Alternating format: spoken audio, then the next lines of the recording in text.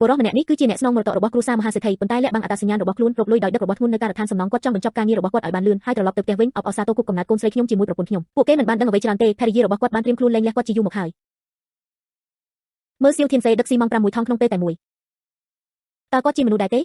ការងារទាំងអស់ត្រូវបានបញ្ឈប់ធ្វើការទាំងអស់បុរសរបស់ម៉ាក់បានមកដល់ហើយរត់ទាំងអស់គ្នាអោកាពសឈប់ធ្វើការតើអ្នកមនុស្សខ្ញុំនិយាយទេតើអ្នកខ្លងមែនទេអ្នកបានធ្វើឲ្យប្រដាប់ក្មេងលេងរបស់កូនស្រីខ្ញុំខ្វក់ខ្ញុំមានបញ្ហាជាមួយរឿងនេះបងប្រាក់គាត់បានធ្វើឲ្យខ្ញុំបងប្រាក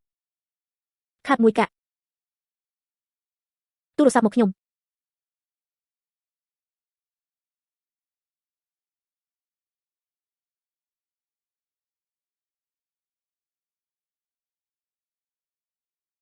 ំអ្នកដើរតាមម៉ាធីនហ៊ូវាជាយូរមកហើយតើនេះជារបៀបដែលគាត់បង្រៀនអ្នកឲ្យធ្វើអ្វីមែនទេតើអ្នកហ៊ានហៅឈ្មោះលោកគ្រូម៉ាទេតើអ្នកដឹងទេថាលទ្ធផលនឹងទៅជាយ៉ាងណាខ្ញុំចង់ឃើញតើនឹងមានអ្វីកើតឡើងចំពោះខ្ញុំម៉ាធីនហ៊ូអ្នកមានពេល3នាទីមករកខ្ញុំនៅការដ្ឋានសំណង់នៅទីក្រុងខាងលិចមិនទាន់ពេលវេលាគ្រូសាម៉ាការបណ្ដេញចេញពីទីក្រុងឈូតូក្មេងម្នាក់នេះធ្វើបាបអ្នកណាស់អ្នកគួរតែដោះស្រាយជាមួយគាត់ឲ្យបានឆាប់ពិតមកទៅម៉ែឈៀនយុប្រធានក្រុមហ៊ុន Nation Consortium ជំរាបសួរលោកក្រវៃក្មេងជំរាបសួរលោកក្រវៃក្មេងអ្នកមានភាពក្លាហានបែបនេះតើអ្នកហ៊ានធ្វើបាបចុងសែរបស់ខ្ញុំដោយរបៀបណាក្រុមហ៊ុនហិរញ្ញវត្ថុទី1លោកជាវលោកក្រវៃក្មេងខ្ញុំខ្វាក់ភ្នែកចំពោះភ្នំតៃការធ្វើបាបអ្នកអតីតដោយពឹងផ្អែកលើអំណាចហើយទាញយកប្រយោជន៍ពីកម្លាំងរបស់អ្នកអតីតរមៀលអរគុណលោកក្រវៃក្មេងដែលអនុញ្ញាតឲ្យខ្ញុំចេញទៅក្រៅ7 ឆ្នាំហើយចាប់តាំងពីអ្នកចាក់ចេញពីគ្រួសារជាវក្រុមហ៊ុនធំក្នុងស្រុកចង់ធ្វើសកម្មភាពអ្នកក្រមបង្គាប់របស់អ្នកស្នើសុំឲ្យអ្នកត្រឡប់ទៅគ្រួសារជាវវិញទទួលបន្ទុកលើស្ថានភាពទូទៅជីវិតដ៏សុខសាន្តមួយអ្នកទាំងអស់គ្នាទើបតែបំបែកវាដូចនោះតើកិច្ចការដែលខ្ញុំបានចាត់តាំងឲ្យធ្វើយ៉ាងដូចម្តេចក្នុងរយៈពេល7 ឆ្នាំកន្លងមកនេះខ្ញុំបានតាមដានលោកក្រវៃក្មេងតើលោកគ្រូមានសង្ឃឹមអ្វីខ្លះក្រុមហ៊ុនរបស់ភរិយារបស់អ្នកថែងរូបសើគ្រប់គ្រងដល់តម្លៃទីផ្សារ$10,000 លានខ្ញុំនឹងកាន់តែច្រើនពិធីជប់លៀងនាថ្ងៃស្អែកផ្ញើវាដោយដៃការបញ្ជាទិញដែលមានតម្លៃរាប់រយពាន់លានដុល្លារនាងនឹងក្លាយជាពាក់កណ្ដាលរដូវក្តៅនាយកប្រតិបត្តិស្ត្រីដំបូងគេ7 ឆ្នាំមុនគ្រូសាឆែងកំពុងស្ថិតក្នុងភាពចលាចលខ្ញុំខ្លាចអត្តសញ្ញាណពិតរបស់ខ្ញុំដាក់សម្ពាធលើខោឥឡូវនេះវាល្អទាំងអស់នាងទទួលបានជោគជ័យយ៉ាងធំធេងទីបំផុតខ្ញុំអាចដកដង្ហើមធំបានដោយធូរស្រាលប្រសិនបើមិនមែនដោយសារជំនួយរបស់អ្នកនៅពេលនោះទេគ្រូសាឆែងបានខ្សែធនជាយូរមកហើយឲ្យតែសម្រេចបាននូវភាពល្បីល្បាញនិងភាពជោគជ័យហេតុអ្វីវាមិនសំខាន់ទេរុស្ស៊ីបានជួយសង្គ្រោះខ្ញុំនៅពេលនោះក្រៅពីនេះនាងថែមទាំងបានសម្រាលកូនឲ្យខ្ញុំទៀតផងកូនស្រីគួរឲ្យស្រឡាញ់លេះតើវិធីនេះប្រញាប់ឡើងហើយនាំខ្ញុំទៅសាឡាមតែខ្ញុំនៅតែត្រូវអបអរថ្ងៃកំណើតកូនស្រីខ្ញុំបាទចាសោះបងប្រុសច្បងខ្ញុំបានរកឃើញគូដណ្ដឹងរបស់ខ្ញុំហើយតូចរងចាំរហូតដល់ម៉ាក់បញ្ចប់កិច្ចការរបស់គាត់តោះទៅជាមួយគ្នាចុះបើខ្ញុំធ្វើពិធីខួបកំណើតរបស់អ្នកវិញម៉ាក់ចេញមកហើយពូដែលកំពុងអបំដាយរបស់គាត់តើវាជាអ្នកណាតូចតោះយើងទៅផ្ទះមុនសិនមិនអីទេជាវឈៀ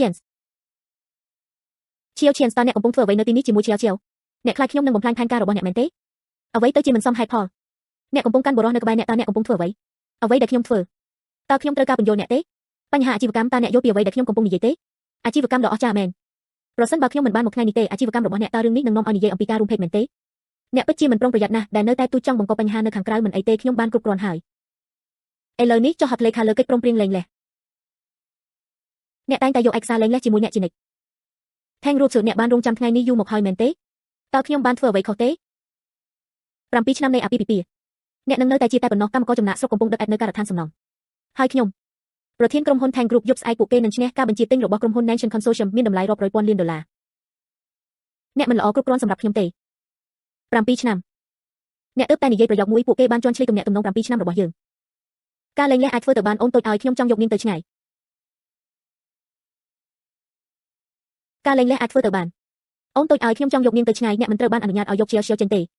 អ្នកតែម្នាក់ឯងកម្មករចំណាក់ស្រុកកំពុងដឹកឯកនៅការដ្ឋានសំណង់តើយើងអាចប្រើអ្វីដើម្បីថែទាំកូនតូចតើអ្នកចង់ឲ្យជាវមើលទេតើអ្នកនៅជាមួយបុរសម្នាក់នេះទេឬមួយក៏អញ្ចឹងឲ្យនាងហៅបុរសម្នាក់ទៀតថាកប៉ាតើអ្នកចង់ឲ្យខ្ញុំនាំជាវទៅការដ្ឋានសំណង់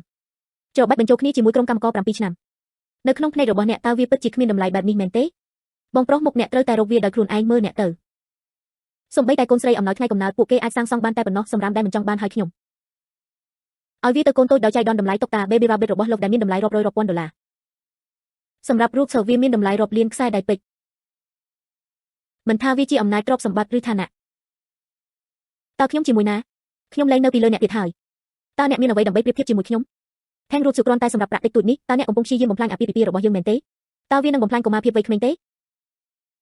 បងប្រុសលុយកាក់គឺជារឿងល្អមួយអាចវាបំបែកជើងស្ត្រីណាក៏បានខ្ញុំគ្រាន់តែត្រូវការលុយវាជើងប្រពន្ធឯងឲ្យបែកអ្នកកំពុងសុំវាខ្ញុំគ្រាន់តែត្រូវការលុយវាជើងប្រពន្ធឯងឲ្យបែកអ្នកកំពុងសុំវាអ្នកហ៊ានធ្វើជាមនុស្សឆ្មើងឆ្មៃម្លេះសៀវធានសេតើអ្នកណាជាអ្នកហ៊ានចាប់យុវជនវាងអ្នកវាខ្ញុំដោយសារតែគាត់ខ្ញុំផ្ដល់ឲ្យអ្នកតែមួយថ្ងៃប៉ុណ្ណោះចុះហត្ថលេខាលើកិច្ចព្រមព្រៀងលែងលះការចាក់ចេញពីគ្រួសារឆាំងបន្ទាប់ពីកុំឲ្យខ្ញុំឃើញអ្នកទៀតអីតោះទៅប៉ាអ្នកមិនមានឪពុកដែលគ្មានប្រយោជន៍បែបនេះទេ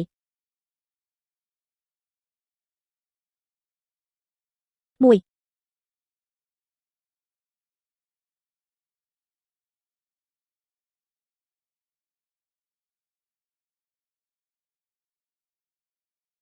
មក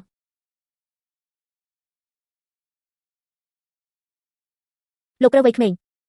នេះជានារីវ័យក្មេងទី3នៃគ្រួសារសុងនៅខ្ជូតូសុងហុងយ៉ានលោកឈៀវខ្ញុំក៏សរសើរអ្នកខ្លាំងណាស់អ្នកគឺជា idol របស់ខ្ញុំតើខ្ញុំរីករាយទេក្នុងការអញ្ជើញអ្នកមកញ៉ាំអាហារជាមួយគ្នាខ្ញុំរវល់លោកឈៀវchance ខ្ញុំនឹងទៅរកអ្នកឆាប់ឬយឺត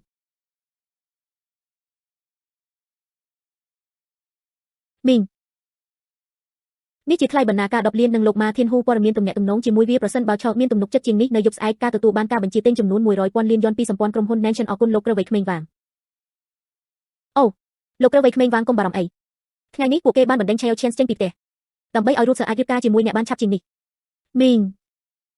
សូមឲ្យខ្ញុំប្រាប់អ្នកពីការពិតខ្ញុំគ្រាន់តែចង់លេងជាមួយរੂឆប៉ុណ្ណោះខ្ញុំមិនដែលនិយាយបែបនោះទេអនុញ្ញាតឲ្យនាងរៀបការជាមួយខ្ញុំដែលមានកូននៅក្នុងគ្រួសាររបស់អ្នកខ្ញុំមិនចង់បានកូនកំឡោះតូចនេះទេផែនការរបស់ខ្ញុំត្រូវបានបំផ្លាញខ្ញុំធ្លាប់ឃើញរឿងនេះពីមុនដែរខ្ញុំមិនចូលចិត្តក្មេងតូចនោះទេពួកគេនឹងរកនរណាម្នាក់ដើម្បីលក់នាងទៅក្រៅប្រទេសដើម្បីឲ្យរូបសើអាចផ្ដោតលើការបម្រើអ្នក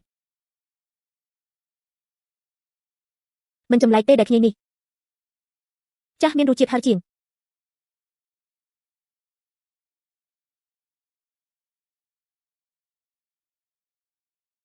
ចាប់ពីពេលនេះទៅខ្ញុំនឹងនៅបរទេសគ្រាន់តែនៅស្ងៀមប្រទេសបរទេសស្រឡាញ់ក្មេងដូចអ្នកកុំប៉ះកូនស្រីខ្ញុំអីកុំប៉ះកូនស្រីខ្ញុំអីប៉ា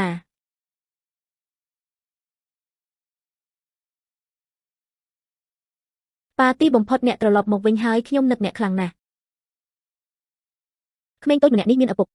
គ្មានអ្នកណាហ៊ានធ្វើបាបអ្នកទេតើអ្នកមិនចង់លែងលះកូនស្រីខ្ញុំទេតើអ្នកហ៊ានមកគ្រួសារឆាំងដោយរបៀបណាប្រសិនបើខ្ញុំមិនបានមកដល់ទាន់ពេលវេលាសៀវជាយូរមកហើយលក់នៅក្រៅប្រទេសលោកខ្លួនតើអ្នកណាបានផ្ដល់ភាពក្លាហានដល់អ្នកហ៊ានស្រែកដាក់ខ្ញុំម្លេះខ្ញុំធ្លាប់គោរពអ្នកវាគឺជាជីដូនតូចរបស់ខ្ញុំឥឡូវនេះខ្ញុំបានលែងលះពីកូនស្រីរបស់អ្នកបើអ្នកហ៊ានប៉ះខ្ញុំម្ដងទៀតកុំបន្ទោសខ្ញុំថាមិនសមរម្យអ្នកជាវឈានអ្នកគិតថាអ្នកបានត្រឡប់មកវិញហើយតើអ្នកពិតជាអាចការពារកូនស្រីរបស់អ្នកបានទេអ្នកកំពុងសុំវាមែនទេបន្ទាប់មកខ្ញុំនឹងបំពេញបំណងប្រាថ្នារបស់អ្នកជាវឈានតើអ្នកឈួតមែនទេខំអ្នកណាក៏បានតើអ្នកចង់បានអ្វីឲ្យប្រាកដតើអ្នកដឹងទេប្រសិនបើខ្ញុំបានមកដល់មួយជំហានយឺតជាងនេះគាត់បានលក់ជាវចេញតើអ្វីដែលគាត់បាននិយាយជាការពិតទេជាវឈានជប់និយាយរឿងមិនសមហេតុផលទៀតទៅរូបសួរសុំគិតអំពីវាខ្ញុំចូលចិត្តអ្នកខ្លាំងណាស់ខ្ញុំស្រឡាញ់អ្វីទាំងអស់អំពីផ្ទះនិងក្អែករបស់វាខ្ញុំក៏ស្រឡាញ់ជាវខ្លាំងណាស់ដែរខ្ញុំទៅតែផ្ញើកូនតូចនោះប្រដាប់ក្មេងលេងដែលមានតម្លៃរាប់រយរាប់ពាន់ខ្ញុំនឹងលក់នាងទៅក្រៅប្រទេសភ្លាមតើខ្ញុំមានជំងឺផ្លូវចិត្តមែនទេត្រូវហើយទើបតែពេលនេះខ្ញុំនឹងវាងសៅកំពុងលេងជាមួយសៀវសៅសម្រាប់មួយដុំនេះប្រញាប់ប្រញាល់ចូលមកដោយមិននិយាយអ្វីទាំងអស់គាត់បានវាប្រហារវងឆែវអរគុណព្រះជាម្ចាស់ដែលអ្នកបានត្រឡប់មកវិញទាន់ពេលវេលាម្ដាយប៉ារបស់ខ្ញុំបានធ្វើដូច្នេះដើម្បីសង្គ្រោះខ្ញុំគ្រាន់តែវាមនុស្សអាក្រក់តូចតើអ្នករៀនកុហកនៅពេលណាជាវ chance អ្នកជាមនុស្សកំសាកនិងគ្មានសមត្ថភាពវាជារឿងមួយដែលមិនអាចសម្រេចបានអ្វីទាំងអស់ឥឡូវនេះពួកគេថែមទាំងបានបង្រៀនកូនតូចឲ្យកុហកទៀតផងអ្នកចង់ស្នាក់នៅក្នុងគ្រួសារថែមតើមានវិធីសាស្ត្រគួរឲ្យស្អប់ខ្ពើមប៉ុន្មានទៀតអ្នកចង់ជឿគាត់ជាងអ្នកមិនជឿខ្ញុំទេទុកចិត្តអ្នកតើអ្វីដែលធ្វើឲ្យអ្នករំពឹងថាខ្ញុំនឹងទុកចិត្តអ្នកព្រោះអ្នកគ្មានអ្វីត្រូវធ្វើគ្រាន់តែដើរលេងពេញមួយថ្ងៃខ្ញុំនៅតែជាពលករចំណាក់ស្រុកម្នាក់វិធីសាស្ត្រការបន្តស្វែងរកឥតឈប់ឈរវាមិនដំណើរការសម្រាប់ខ្ញុំទេខ្ញុំសូមណែនាំអ្នកចុះហត្ថលេខាលើឯកសារលែងលះឲ្យបានឆាប់តាមដែលអាចធ្វើទៅបានគុំធ្វើឲ្យខ្ញុំមើលងាយអ្នកអីខ្ញុំសង្ឃឹមថាអ្នកនឹងមិនស្ដាយក្រោយទេសោកស្ដាយពលករចំណាក់ស្រុកកម្រិតទាបឥតប្រយោជន៍វានឹងធ្វើឲ្យកូនស្រីខ្ញុំសោកស្ដាយវាយប់ស្អែក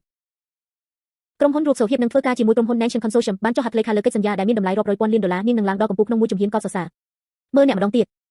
អ្វីដែលគាត់ធ្វើគឺគ្រាន់តែដាក់ app ហើយរស់នៅដោយពឹងលើស្ត្រីអត្តសញ្ញាណរបស់អ្នកគឺខុសគ្នាឆ្ងាយពីពិភពលោកខ្ញុំសូមណែនាំអ្នកកុំមានការបំផន់អ្វីឡើយផ្អែកលើអ្នកតើអ្នកដឹងទេប្រសិនបើខ្ញុំមិនបានបញ្ជាសម្ព័ន្ធណានធានហេតុអ្វីខ្ញុំត្រូវចុះកិច្ចសន្យាជាមួយអ្នកខ្វាន់យ៉ូហេតុអ្វីអ្នកមិននិយាយបែបនោះសម្ព័ន្ធ Nation ទាំងមូលពួកគេទាំងអស់ជារបស់អ្នកសម្ព័ន្ធ Nation តែមួយគត់ពួកគេមិនស័ក្តិសមនឹងយុត្តាធិការផ្ទាល់របស់ខ្ញុំទេចំពោះការគោរពខ្លួនឯងដ៏ក្រៀមក្រំរបស់អ្នកពិតជាកំពុងប្រឌិតរឿងនេះមែនបន្ទាប់មកខ្ញុំនឹងប្រាប់អ្នកពីការពិតនោះហើយជាខ្ញុំវងជែនវិញការស្វែងរកការភ្ជាប់បញ្ជានេះត្រូវបានផ្ដល់ឲ្យគ្រួសារທາງអ្នកមិនសមនឹងទទួលបានទីទេលោកវងឆៅឈៀវឈៀនស្តើអ្នកបានញ៉ាំគ្រប់គ្រាន់ហើយឬនៅមើលមុខអាក្រក់របស់អ្នកឥឡូវនេះអាក្រក់មែនទែនចុះហត់លេខាលើអេកសាលេងលេះឲ្យបានឆាប់តាមដែលអាចធ្វើទៅបានចេញពីថែនជាមើលមុខអាក្រក់របស់អ្នកឥឡូវនេះអាក្រក់មែនទែនចុះហត់លេខាលើអេកសាលេងលេះឲ្យបានឆាប់តាមដែលអាចធ្វើទៅបានចេញពីថែនជាខ្ញុំចុះហត់លេខា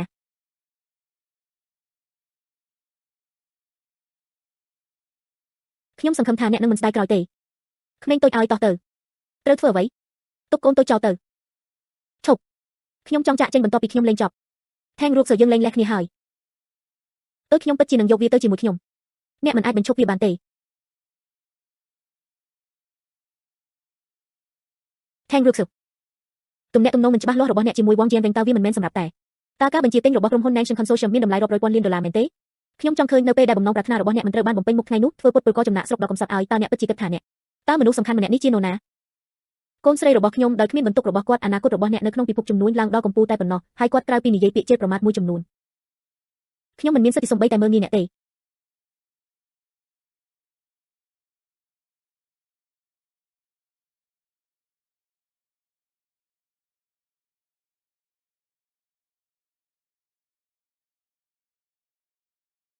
អ្នកក្រមបង្គាប់របស់អ្នកស្វាគមន៍ដោយការគោរពចំពោះការវិលត្រឡប់របស់ចៅវាយវ័យក្មេង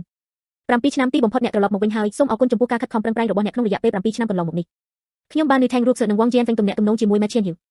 វ៉ាងជៀនហ្វេងចង់ប្រើប្រាស់ទ្រព្យសម្បត្តិពាក់កណ្ដាលរបស់គាត់ជាធ្នូនឹងការស្គាល់ម៉ាធានហ៊ូទោះជាយ៉ាងណាក៏ដោយលោកម៉ែឈៀនហ៊ីវមិនបានឆ្លើយតបទេធ្វើដោយខ្លួនឯងកិច្ចសន្យាចំនួន100ពាន់លានយន់ត្រូវបានដោះស្រាយដោយលោកម៉ែឈៀនហ៊ីវតើអ្នកចង់លុបចោលទេគ្រូសាឆាញ់មិនសមនឹងទទួលបានសេចក្តីសប្បុរសរបស់អ្នកទេមិនចាំបាច់ទេយប់នេះខ្ញុំនឹងយកឈៀវឈៀវទៅពិធីជប់លៀងអាហារពេលល្ងាចនោះខ្ញុំពិតជាចង់ឃើញណាស់តើទឹកមុខរបស់ពួកគេនឹងទៅជាយ៉ាងណានៅពេលនោះប៉ាត់ចាសោះថែងស៊ីខវងជែនហ្វេងពេលអ្នកដឹងថាខ្លួនឯងបានព្យាយាមធ្វើឲ្យអ្នកដទៃពេញចិត្តអ្នកដទៃខ្លាំងពេកការដែលម៉ាធានហ៊ូគ្រាន់តែជាអ្នកក្រមបង្គាប់របស់ខ្ញុំតើពួកគេនឹងគិតយ៉ាងណានៅពេលនោះនេះជារឿងព្រេងនិទានពិធីជប់លៀងនាគរបស់សម្ព័ន្ធណានធានបន្ទាប់ពីយប់នេះខ្ញុំនឹងចូលទៅក្នុងជួរអេសជនយ៉ាងពេញលេញកុំបារម្ភអីរុស្ស៊ីបច្ចុប្បន្នអ្នកគឺជាអ្នកដែលទទួលបានការបញ្ជាទិញរាប់ពាន់លានដុល្លារដែលបានរៀបចំទុកជាមុនប្រសិនបើលើកនេះកិច្ចសហប្រតិបត្តិការត្រូវបានសម្រេចជាមួយសម្ព័ន្ធណានធានខ្ញុំនឹងអរគុណអ្នកឲ្យបានត្រឹមត្រូវតើឈៀវឈៀនកំពុងធ្វើអ្វីនៅទីនេះឈប់នៅត្រង់ហ្នឹងឈៀវឈៀនហេតុអ្វីបានជាអ្នកនាំឈៀវមកទីនេះលើកចុងក្រោយអ្នកវាខ្ញុំមិនទាន់បានដោះស្រាយវាក្បត់ជាមួយអ្នកនៅឡើយទេខ្ញុំមិននឹកស្មានថាអ្នកនឹងមករកខ្ញុំបែបនេះទេស្លៀកពាក់បែបនេះតើគាត់នៅទីនេះដើម្បីឧបត្ថម្ភស្ត្រីអ្នកមានមែនទេនាំកូនស្រីទៅជួបស្ត្រីអ្នកមានអ្នកពិតជាមានលក្ខណៈពិសេសប្លែកពីគេមែនតើនេះមានអ្វីពាក់ព័ន្ធនឹងអ្នកផ្លាស់ទីទៅខាងឈប់ឈៀវឈៀនខ្ញុំលែងលះពីអ្នកប៉ុន្តែអ្នកក៏គួរតែស្រឡាញ់និងពង្រឹងខ្លួនឯងផងដែរប៉ុន្តែមិននឹកស្មានដល់អ្នកពិតជាបាននាំកូនមកមែនការមកកន្លែងបែបនេះដើម្បីរកស្ត្រីម្នាក់ដើម្បីរស់នៅម្ដាយខ្ញុំមិនអនុញ្ញាតឲ្យអ្នកនិយាយអំពីប៉ាបែបនោះទេក្មេងតូចឲ្យមកនេះមកខ្ញុំចង់ទៅជាមួយឪពុកខ្ញុំយើងលែងលះគ្នាហើយសៀវសៀវមិនមានអ្វីពាក់ព័ន្ធនឹងអ្នកទេឆ្កែល្អមិនបិទផ្លូវទេរមៀលនាមត្រកូលឆេវ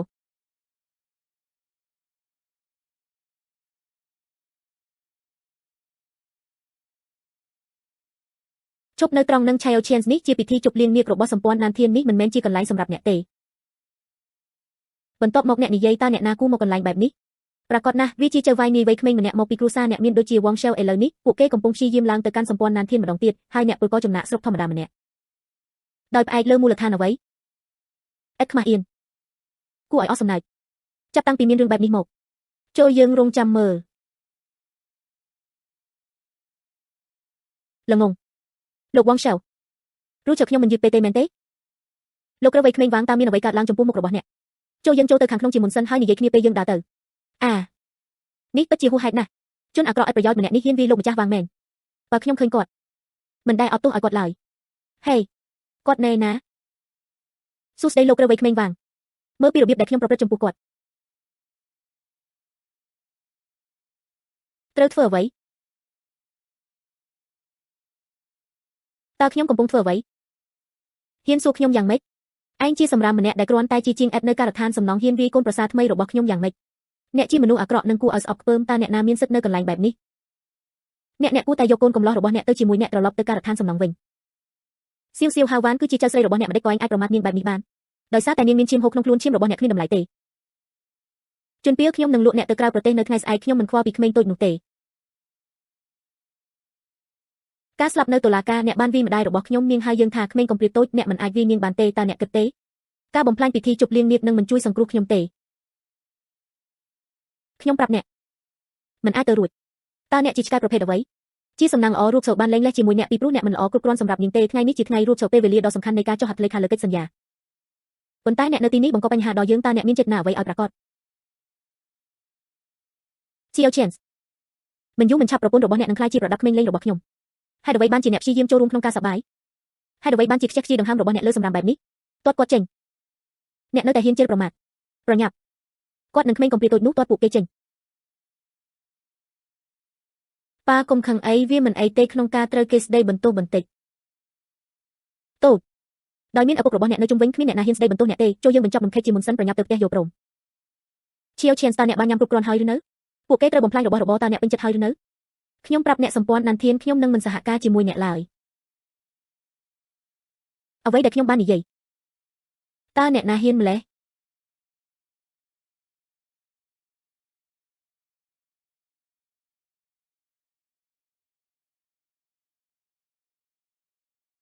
Chiao Chance កុំមានអំនួតសូម្បីតែគ្រួសារធំទាំង5របស់យើងមនុស្សគ្រប់គ្នាត្រូវតែងាកទៅរក Southern Sky Consortium ផ្អែកលើប្រយោគមួយពីអ្នកពួកគេចង់មានឥទ្ធិពលលើការសម្រេចចិត្តរបស់ក្រុមហ៊ុនធំអ្វីដែលខ្ញុំចង់ធ្វើតើអ្នកណាអាចបញ្ឈប់វាបាន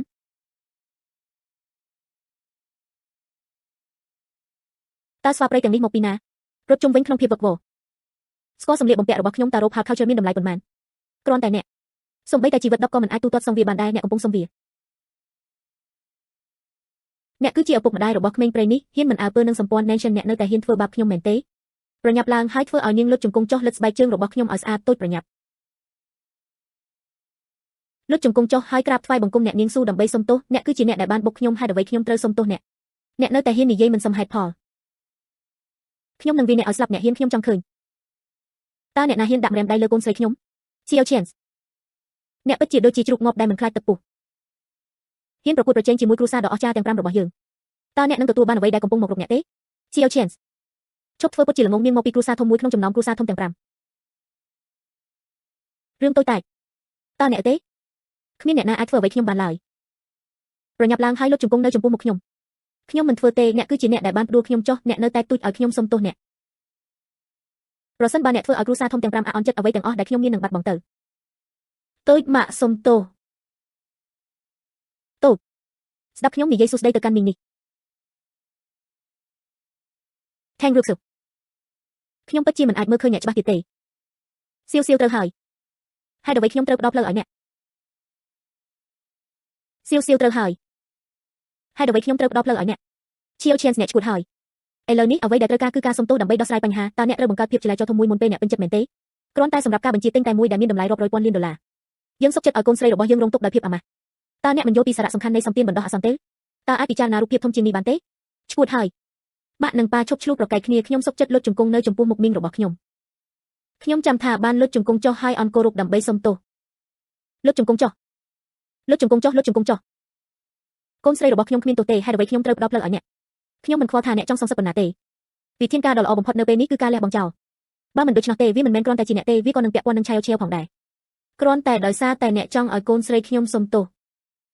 តើអ្នកសុំនឹងទទួលបានវាទេឋានៈរបស់ខ្ញុំគឺខ្ពស់បំផុតឋានៈរបស់ខ្ញុំមិនអាចសម្រេចបានទេតើអ្នកគិតថាយើងជាគូដ៏ល្អទេស្ថានភាពអ្នករាល់គ្នាដែលមានវត្តមានមិនមែនមនុស្សតែម្នាក់ទេអាចប្រៀបធៀបជាមួយខ្ញុំបានតើអ្នកណាជាអ្នកផ្ដល់ភាពក្លាហានដល់អ្នកក្នុងការនិយាយដោយមានទំនុកចិត្តយ៉ាងនេះទៅកាន់មនុស្សគ្រប់គ្នាដែលមានវត្តមានគ្មានអ្នកណាអាចប្រៀបធៀបជាមួយអ្នកបានទេតើអ្នកណាជាអ្នកផ្ដល់ភាពក្លាហានដល់អ្នកហ៊ានប្រឈមមុខនឹងយើងកិច្ចចានុភាពរបស់គ្រួសារធំទាំង5លោកជាផ្ទាល់គឺជាប្រភពនៃទំនុកចិត្តដ៏អស្ចារ្យបំផុតមនុស្សដែលមានចក្ខុវិស័យខ្លីតើអ្នកដឹងទេថាគាត់ជានរណាតើអ្នកជាអ្វីតើអ្នកហ៊ាននិយាយនៅទីនេះដោយរបៀបណាChiao Chanceគ្មានអ្វីក្រៅពីគ្រាន់តែជាពលករចំណាក់ស្រុកម្នាក់នៅបាតសង្គម អ្នកដែលមានវត្តមានតាអ្នកណាមិនអាចបត់ជើងតូចនឹងនំលើក្បាលបាន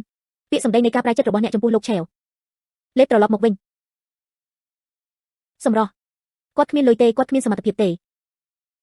ហេតុអ្វីបានជាអ្នកជួយគាត់ធ្វើឲ្យលោកឆេវអាម៉ាស់មុខនេះជាមេរៀនអ្នកហ៊ានវាយខ្ញុំមែនទេហ៊ានប៉ះប្រជាជននៃគ្រួសារធំទាំង5អ្នកមានភាពក្លាហានបែបនេះអាចធ្វើឲ្យនារីវ័យក្មេងម្នាក់អាម៉ាស់មុខអ្នកក៏មិនអាចគេចផុតបានដែរជាវ Chance អ្នកបានទៅឆ្ងាយពេកហើយរបៀបវាក្បាលរបស់អ្នកមានអារម្មណ៍អាណិតខ្ញុំអ្នកដំបងខ្ញុំបានវាយពួកគេទី2ទោះបីជាលោកឆេវជាអ្នកធ្វើវាក៏ដោយដូច្នេះអ្វីចាប់តាំងពីកញ្ញាថេងមានអារម្មណ៍ល្អចំពោះខ្លួនឯងណាស់តើយើងភ្នាល់គ្នាយ៉ាងម៉េចដែរអ្វីដែលត្រូវភ្នាល់លើ5នាទីតើអ្នកមានចំណាប់អារម្មណ៍យ៉ាងណាចំពោះលោកឆេវការផ្លាស់ប្ដូរដ៏គួរឲ្យភ្ញាក់ផ្អើលនឹងកើតឡើងបើខ្ញុំឈ្នះបន្ទាប់មកអ្នកគួរតែទៅទីសាធារណៈសូមអភ័យទោសដល់លោកឆេវឡខ្ញុំបានភ្នាល់ហើយប្រសិនបើអ្នកចាញ់តូចវាត្រូវតែជារបស់ខ្ញុំអ្នកមិនអាចឈ្នះបានទេក្មេងតូចអូនអ្នកពិតជាពូកែអួតអាំងមែនគ្រួសារខ្ញុំវាងប៉ុន្តែវាតម្រូវឲ្យមានការពឹងផ្អែកលើសម្ព័ន្ធ Nanchen ខ្ញុំនឹងប្រធានាធិបតីនោះពួកគេថែមទាំងហៅគ្នាទៅវិញទៅមកថាបងប្អូនទៀតផងប្រសិនបើវងជៀនវិញជួយរួចសោដោយអស់ពីសមត្ថភាពរបស់នាងតើអ្នកនៅតែមានចិត្តក្លាហានមែនទេយកអ្វីដែលអ្នកទើបតែនិយាយវាម្ដងទៀតហៅគ្នាទៅវិញទៅមកថាបងប្អូនផ្អែកលើអ្នកប្រសិនបើគ្មានកញ្ចក់នៅក្នុងផ្ទះទេផឹកទឹកឲ្យបានច្រើនតើអ្នកចង់មានន័យយ៉ាងណាបិទជើងតូចហើយមើលខ្លួនឯងតើខ្ញុំជាអ្វីនាមត្រកូលឆេវអ្នកកំពុងសុំវាតើអ្នកជានរណាអ្នកហ៊ានធ្វើបាបលោករវ័យក្មេងវងមែនទេ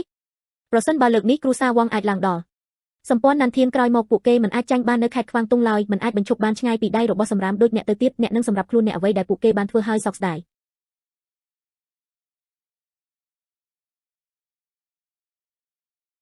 អ្វីដែលខ្ញុំកំពុងកំណត់គោលដៅនៅថ្ងៃនេះគាត់មិននៅម្នាក់ឯងទេប៉ុន្តែអ្នកដែលមានវត្តមានទាំងអស់វាសុទ្ធតែជាសម្រាមបើអ្នកណាមិនជឿមកសាកល្បងក្មេងល្ងងនេះពិតជាមិនដឹងអ្វីទេមេឃធំទូលាយហើយផែនដីក៏ជ្រៅហ៊ានប្រឈមមុខនឹងយើងកិច្ចចានុភាពរបស់គ្រួសារធំទាំង5លុះត្រាតែលោកជាប្រធានាធិបតីលោកម៉ាធានហ៊ូបើមិនដូច្នោះទេគាត់នឹងស្លាប់ខ្ញុំពិតជាមិនមែនជាម៉ាធានហ៊ូទេប៉ុន្តែទោះបីជាលោកម៉ាធានហ៊ូមកដល់ក៏ដោយពួកគេក៏ត្រូវអន់ក្បាលចុះចូលដែរ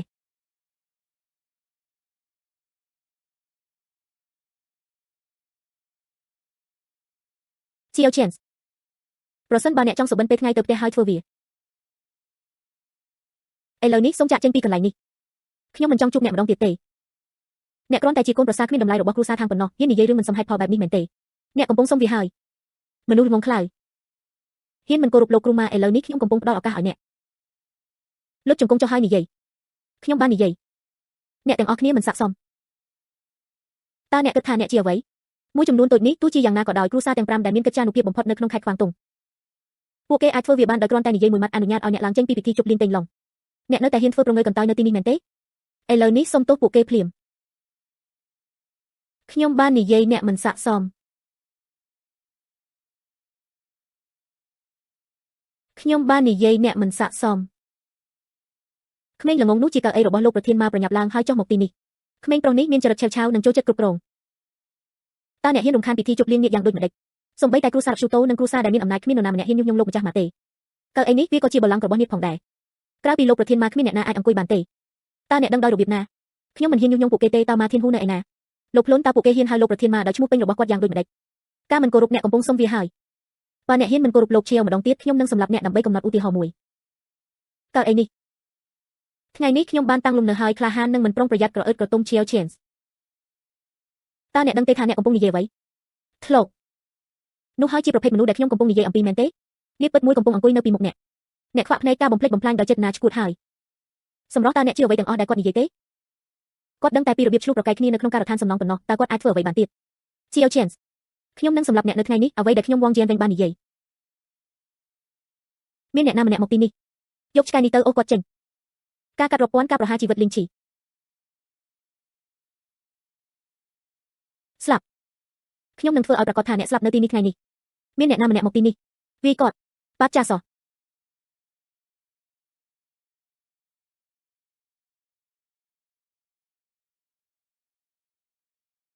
ជាវ Chance អ្នកហ៊ានដាក់ដៃលើលោកម្ចាស់វ័យក្មេងវាងមែនទេក្រាបថ្វាយបង្គំហើយសុំទោសលោកម្ចាស់វ័យក្មេងវាងភ្លាមខ្ញុំក៏អាចជួយអ្នកបានដែរខិតខំដើម្បីពន្លឺចុងក្រោយនៃក្តីសង្ឃឹមក្មេងល្ងងឲ្យសូមអភ័យទោសយ៉ាងរហ័សចំពោះលោកយ៉ាង Master វងខ្ញុំធ្វើរឿងវាមិនមែនជាកន្លែងរបស់អ្នកដើម្បីចង្អុលម្រាមដៃទេសម្រាមកម្រិតទាបធ្វើបាបលោកគ្រូម៉ាមុនគេដែលដែលវងឆៅសេហៅខ្ញុំចង់ឃើញតើអ្នកអាចចេញពីទីនេះបានដោយរបៀបណានៅថ្ងៃនេះ បើចង់រស់នៅអ្នកគួរតែវាទៅទីនោះដោយលុតជង្គង់ខ្ញុំនឹងមិនទុកអ្នកទេលោកក្រវៃក្មេងវាងបាននិយាយរួចហើយហេតុអ្វីបានជាអ្នកមិនទាន់វាមកទៀតឡើងទៅទីនោះកុំធ្វើបាបប៉ាអីប៉ាមានអំណាចខ្លាំងណាស់អ្នកពូកែតែដឹកអត់ទេខ្ញុំនឹងធ្វើវាចំពោះគាត់នៅពេលក្រោយគាត់វាដៃខ្ញុំធ្វើឲ្យគាត់ខ្សោយខ្លាំងណាស់សូម្បីតែអេតក៏មិនអាចរើបានដែរតូចសូមអង្គុយចុះលុតជង្គង់ចុះ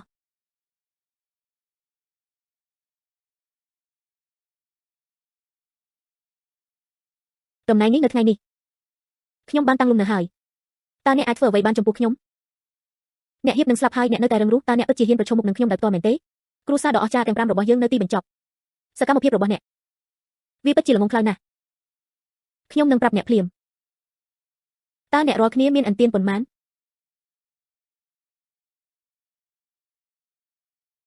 ម៉ាធានហ៊ូខ្ញុំនឹងផ្ដល់ឲ្យអ្នក5នាទីប្រញាប់ប្រញ័រទៅកាន់កន្លែងប្រារព្ធពិធីជប់លៀងហួសកាលកំណត់គ្មានការរងចាំម៉ាធានហ៊ូខ្ញុំនឹងផ្ដល់ឲ្យអ្នក5នាទីប្រញាប់ប្រញ័រទៅកាន់កន្លែងប្រារព្ធពិធីជប់លៀងហួសកាលកំណត់គ្មានការរងចាំតើអ្នកគិតថាអ្នកជាមនុស្សកំសាកបែបណាគាត់នៅតែចង់បញ្ជាលោកគ្រូម៉ាថ្ងៃនេះខ្ញុំនឹងបង្ហាញអ្នកនៅចំពោះមុខអំណាចគ្មានប្រយោជន៍ថ្ងៃនេះខ្ញុំវងជានរែងរួបរวมគ្រួសារកម្ពុជាទាំងអស់ចូលរួមកម្លាំងដើម្បីបិទគប់មនុស្សកំសាកដ៏ក្រអឺតក្រទុំនេះត្រូវប្រកាសថាពួកគេមិនអាចបង្វែរស្ថានភាពបានទេក្មេងប្រុសនេះក្លាហាននិងមិនប្រុងប្រយ័ត្នអ្វីដែលពួកគេបានធ្វើគឺកាន់តែក្រអឺតក្រទុំនិងគ្មានព្រំដែនបំផ្លាញកេរ្តិ៍ឈ្មោះគ្រួសារធំដោយគ្មានការសោកស្ដាយបន្តិចសោះឡើយគ្រួសារស៊ូរបស់ខ្ញុំដើម្បីរក្សាកេរ្តិ៍ឈ្មោះរបស់ខេត្តខ្វាងសម្រាប់ចិត្តរួបរวมជាមួយគ្រួសាររាជវង្សហាមឃាត់មនុស្សម្នាក់នេះជាមួយគ្នាគ្រួសារកម្ពុជាច្រើនណាស់ចូលរួមកម្លាំងដើម្បីរារាំងឱកាសរបស់អ្នកពិតជាមិនមានច្រើនទេគ្រួសារហ៊ួងរបស់ខ្ញុំប្រកាសជានឹងចាត់វិធានការនេះជាទីបញ្ចប់ដែលអ្នកសំនឹងទទួលបានជាសំណាងល្អកូនស្រីរបស់ខ្ញុំមានការមើលឃើញទុកជាមុនខ្ញុំបានលែងលះអ្នកជាយូរមកហើយបើមិនដូច្នោះទេគ្រួសារឆាញ់ទាំងមូលរបស់យើងអ្នកនឹងបំផ្លាញអ្វីទាំងអស់អ្នកមិនដឹងទេតើខ្ញុំកំពុងធ្វើអ្វីដ៏ល្ងងខ្លៅទោះបីជាសេចក្តីស្លាប់ចិត្តមកដល់ក៏ដោយក៏គាត់នៅតែសម្ដែងសកម្មភាពដែរថ្ងៃនេះចៅវាយវ័យក្មេងម្នាក់នេះចង់ញញញជាមួយអ្នកទោះបីជាលោកគ្រូម៉ាមកក៏ដោយគាត់ក៏មិនអាចបញ្ឈប់វាបានដែរលោកប្រធានម៉ាបានមកដល់ហើយលោកប្រធានម៉ាបានមកដល់ហើយ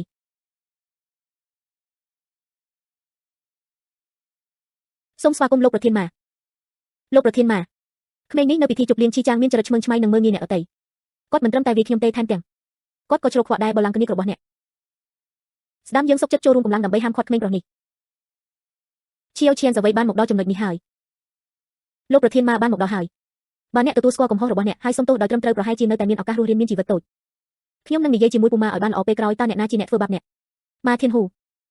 ចូលមកនេះឈៀវឈៀនអ្នកកំពុងសុំវាហើយតាមពិតពួកគេបានប្រាប់លោកគ្រូម៉ាឲ្យក្រឡាប់ខ្លួនអ្នកកំពុងសុំវាម៉ាធានហ៊ូកូនបញ្ញានខនលោកឆេវយើងយឺតហើយខ្ញុំសង្ឃឹមថាលោកឆេវនឹងអត់ទោសឲ្យខ្ញុំពូម៉ា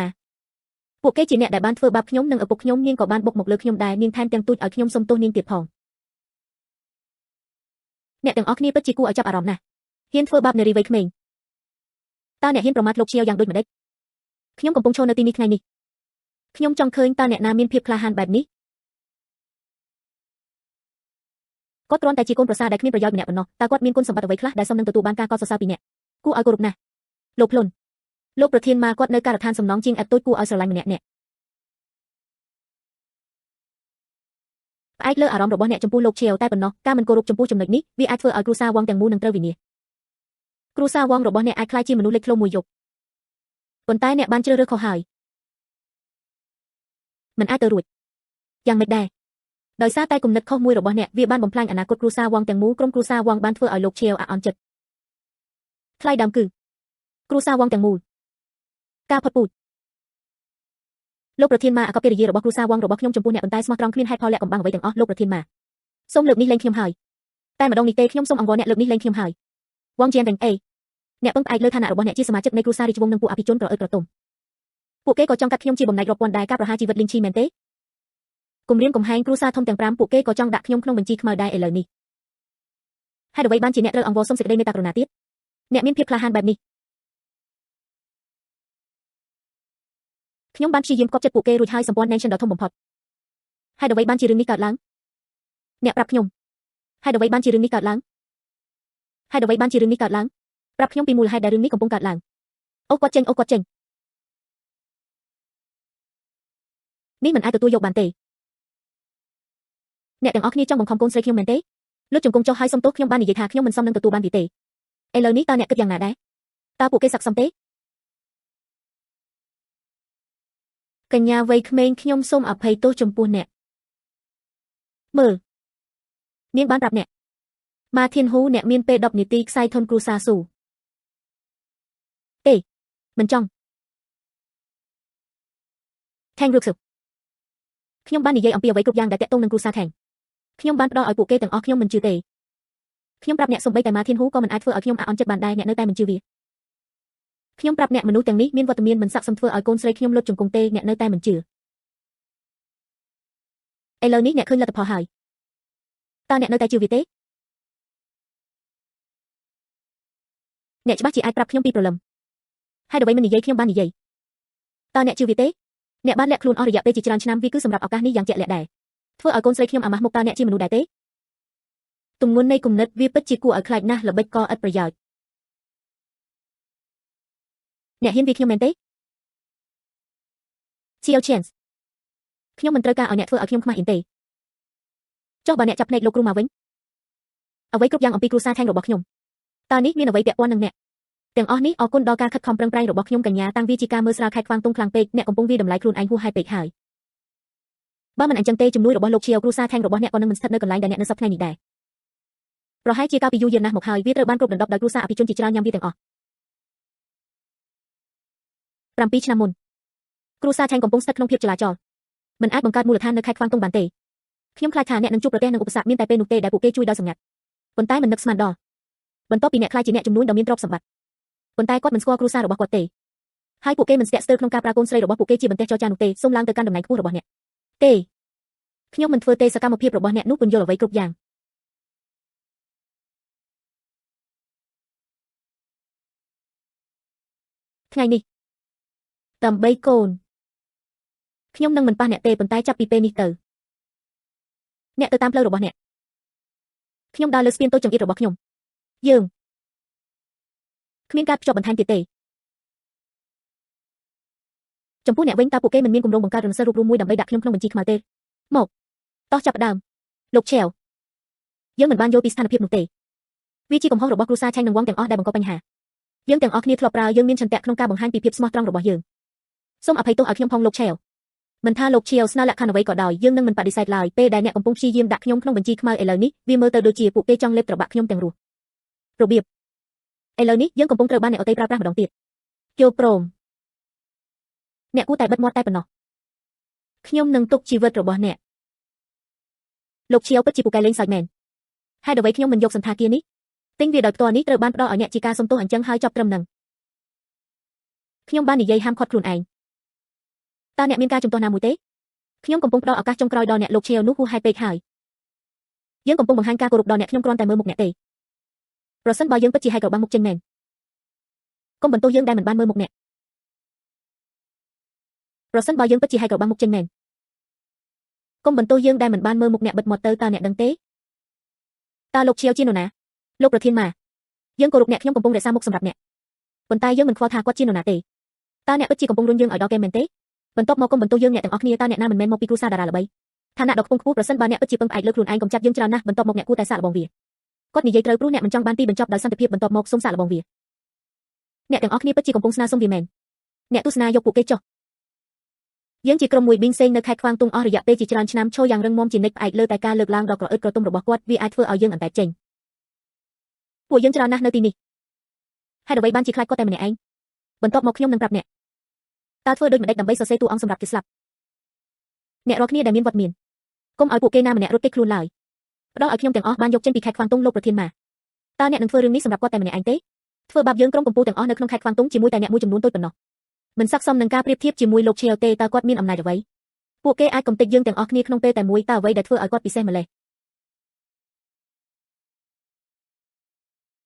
អូទេប្រធានគ្រួសារក្រុមហ៊ុនរបស់យើងបានរងការវាយប្រហារដែលមិនធ្លាប់មានពីមុនមកការខាតបង់សរុបវាបានខ្សែធនហើយអ្វីការរក្សាធនតើគាត់មានអំណាចអ្វីតើគាត់អាចនៅម្នាក់ឯងដោយរបៀបណាពួកគេបានកំចាត់យើងច្រើនណាស់តើអ្វីដែលធ្វើឲ្យគាត់ពិសេសម្លេះដោយផ្អែកលើឋានៈរបស់ខ្ញុំជានារីវ័យក្មេងទី3នៃគ្រួសារសុងនៅទីក្រុងឈូតូតើសងហងយ៉ាងគ្រប់គ្រាន់ទេ ដោយផ្អែកលើឋានៈរបស់ខ្ញុំជានារីវ័យក្មេងទី3នៃគ្រួសារសុងនៅទីក្រុងឈូតូសុងហុងយ៉ានតើគ្រប់គ្រាន់ហើយឬនៅលោកឈៀវមនុស្សដែលខ្ញុំគោរពជាយូរមកហើយក្រោយមកគាត់បានក្លាយជាកូនប្រសាររបស់គ្រួសារសុងតើនេះគ្រប់គ្រាន់ទេខ្ញុំស្គាល់មនុស្សកំណាចដែលមិនចេះដឹងគុណនោះគាត់គ្មានចេតនាល្អទេដូច្នេះវាបានបង្ហាញថាគាត់កំពុងរស់នៅដោយពឹងពាក់ស្ត្រីម្នាក់នៅពីក្រោយខ្នងយើងលោកឈៀវខ្ញុំធ្លាប់ងឹតភ្នែកក្រុមហ៊ុន Cummins Group បានខ្សែធនសូមទុកជីវិតខ្ញុំផងលោកឈៀវយើងមានឆន្ទៈកាត់ផ្ដាច់ទ្រព្យសម្បត្តិផ្ទាល់ខ្លួនសូមមេត្តាសង្គ្រោះជីវិតយើងខ្ញុំអាចសូមអរគុណទុកជាមុនលោកឈៀវអរគុណប៉ាតើបងស្រីច្បងដ៏ស្រស់ស្អាតនោះជានរណាតើនាងមកជួបអ្នកដើម្បីអ្វីកញ្ញាសុងខ្ញុំគិតថាយើងគួរតែជែកគ្នាលោកឈៀវមានមនុស្សមិនពាក់ព័ន្ធច្រើនពេកនៅទីនេះតើយើងអាចផ្លាស់ប្ដូរបរិស្ថានបានទេឡ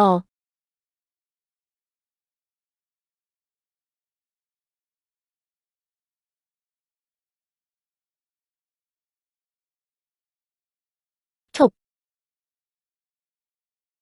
ធ្វើអ្វីលោកប្រធានាធិបតីតាំងយប់នេះអ្នកពិតជារឹងមាំណាស់អ្វីដែលវាពឹងផ្អែកលើតើនោះជានាងមែនទេតើនេះមានអ្វីពាក់ព័ន្ធនឹងអ្នកមនុស្សគ្មានបេះដូងឲ្យនិយាយបន្តដើម្បីកូនស្រីខ្ញុំល្អដើមឡើយពួកគេបានរកឃើញដៃគូថ្មីរួចហើយនេះជាវិធីដែលខ្ញុំសង្សឹកកូនស្រីរបស់ខ្ញុំនាងនឹងចកនឹងកញ្ជ្រោងបានខុបខិតគ្នាឆ្កែមួយគូតើអត្តសញ្ញាណរបស់អ្នកជាអ្វីហ៊ាននិយាយពាក្យមួយទៀតខ្ញុំមិនប្រកាន់ទេប្រសិនបើគ្រួសារឆាញ់របស់អ្នកក៏ខ្សែធនដែរតើអត្តសញ្ញាណរបស់អ្នកជាអ្វីហ៊ាននិយាយពាក្យមួយទៀតខ្ញុំមិនប្រកាន់ទេប្រសិនបើគ្រួសារឆាញ់របស់អ្នកក៏ខ្សែធនដែរជាអល chance អ្នកពិតជាគ្មានខ្មាស់អ៊ីនមែនវាថែមទាំងធ្វើឲ្យខ្ញុំមានអារម្មណ៍ស្អប់ខ្ពើមទៀតផងកញ្ញាតាំងតើអ្នកមានសិទ្ធិអ្វីទៅដែលខកចិត្តកុំភ្លេចទៅតែភ្នាល់រួចអ្នកចាញ់តើអ្នកមិនគួរសុំទោសលោកឆេវទេប្រសិនបើគាត់ពឹងផ្អែកលើសមត្ថភាពផ្ទាល់ខ្លួនរបស់គាត់គ្រប់ដណ្ដប់លើហ្វូងមនុស្សគាត់បានបញ្ជាឲ្យគោរពដល់ហ្វូងមនុស្សបន្ទាប់មកខ្ញុំនឹងនិយាយវាដោយស្ម័គ្រចិត្តជាអកុសលគាត់ពឹងផ្អែកលើស្ត្រីម្នាក់ញ៉ាំបាយទុនបើនោះជាអ្វីដែលអ្នកចង់និយាយខ្ញុំមិនមានពេលស្ដាប់ទេរងចាំមួយផ្លែតចាប់តាំងពីអ្នកបានធ្វើរួចហើយពួកគេបានចូលទៅចិត្តគ្រួសារអ្នកមានអំណាចនិងអ្នកមានបន្ទាប់មកប្រកូលឈៀវមកខ្ញុំវិញ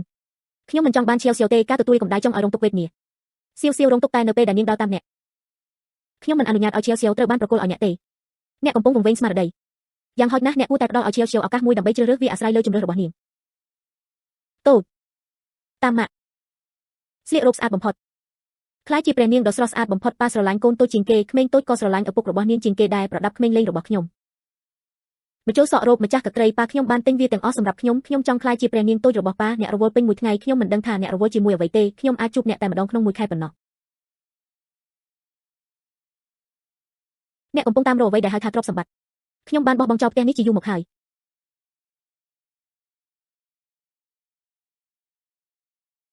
បុរសម្នាក់ដែលខ្ញុំត្រូវមើលថែប៉ុន្តែអ្នកទុកវាចោលដោយដៃរបស់អ្នកផ្ទាល់ថ្ងៃណាមួយអ្នកនឹងយល់តាមមនុស្សម្នាក់មានកម្ពស់ប៉ុន្មានសូមឲ្យខ្ញុំផ្ដល់ដំបូន្មានមួយដល់អ្នកមិនសមនឹងទទួលបានវាទេដើម្បីនិយាយដើមគេអំពីលោកឆេវវិញ្ញាណកញ្ជ្រោងមាត់មុតស្រួចនេះជារឿងមិនសមហេតុផលទាំងស្រុងជំនួសឲ្យការត្អូញត្អែនៅទីនេះហេតុអ្វីមិនត្រឡប់ទៅកែលម្អខ្លួនឯងវិញដោយកម្លាំងបច្ចុប្បន្នរបស់ខ្ញុំជំនាញពីគ្រួសារចម្រៀងឈូតូជាការពិតពួកគេពិតជាខុសគ្នាណាស់ប៉ុន្តែថ្ងៃមួយ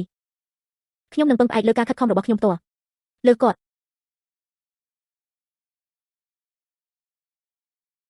ឆ្កែមួយគូ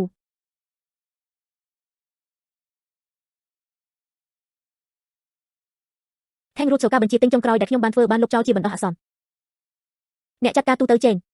ចំណាប់អារម្មណ៍របស់យើងតើយើងអាចផ្ដល់ឲ្យបន្ថែមទៀតបានទេមើលអ្នកចាត់ការទូទៅចេញហើយសៀវថាងយើងមានរួចហើយដៃគូស្ដានុពលផ្សេងទៀតកិច្ចសហប្រតិបត្តិការត្រូវបានលុបចោលតើស្ថានភាពធ្ងន់ធ្ងរទេកិច្ចសហការទាំងអស់ត្រូវបានលុបចោលប្រសិនបើប្រាក់មិនអាចដកបានក្នុងរយៈពេល1ខែក្រុមហ៊ុនអាចមានហានិភ័យនៃការខ្សែធន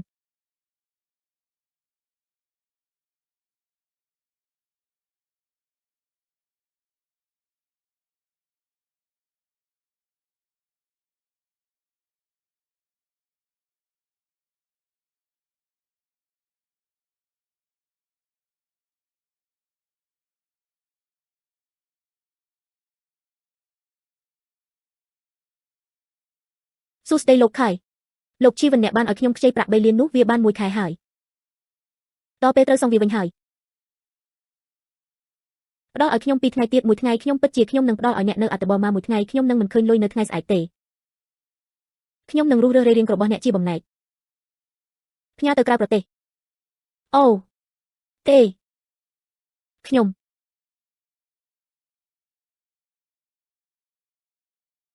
កូនស្រីរបស់ខ្ញុំអ្នកដឹងហើយមែនទេសម្រាប់លំដាប់លេខ1របស់ទីក្រុងខ្ញុំនឹងឲ្យនាងទៅអ្នក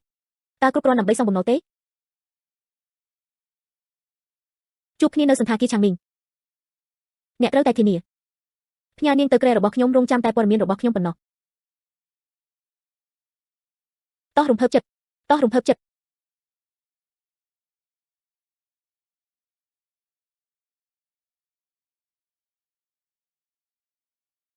កូនស្រីម៉ាក់នេះគឺសម្រាប់អ្នកបានរកឃើញផ្លូវចេញដ៏ល្អមួយនិយាយតើអ្នកចង់បានអ្វីពីខ្ញុំលោកជាវខ្ញុំចង់សុំឲ្យអ្នកមកជាមួយខ្ញុំដើម្បីជួបនរណាម្នាក់ឲ្យតែអ្នកសុខចិត្តមកជាមួយខ្ញុំអាចធានាបានចាប់ពីពេលនេះទៅខ្ញុំនឹងមិនរំខានអ្នកម្ដងទៀតទេប៉ាសូមជួយប្អូនស្រីរបស់អ្នកផងប្អូនស្រីរបស់ខ្ញុំគឺយាយសងសឹកសៀវ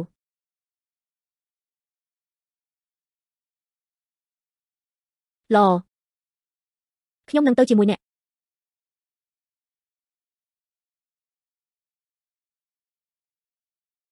លោកជាវអ្នកចូលទៅមុនខ្ញុំនឹងរៀបចំអាហារខ្លះសម្រាប់ជាវ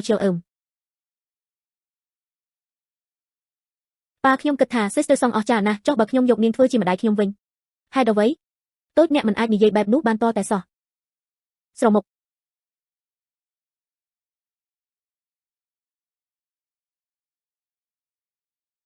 លោកខៃនេះជាកូនស្រីរបស់ខ្ញុំថេងរូតអង្គុយចុះមិនអីទេអូយើងផឹកមួយកែវអ្នកចាត់ការទូទៅគុយខ្ញុំមិនដឹងអំពីពាក្យសុំប្រាក់កម្ចីរបស់អ្នកទេតើមានតម្រូវការអ្វីខ្លះគ្មានតម្រូវការក្រោយពីផឹកស្រាអ្វីក៏ដោយគឺល្អមកតោះធ្វើវា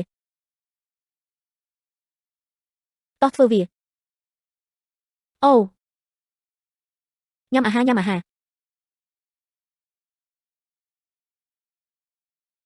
អ្នកចាត់ការទូទៅគុយនោះបញ្ហាប្រាក់កម្ចីញ៉ាំមុនគេតោះនិយាយគ្នាបន្ទាប់ពីយើងញ៉ាំអាហាររួចវាទាំងអស់អាចចរចាបានញ៉ាំ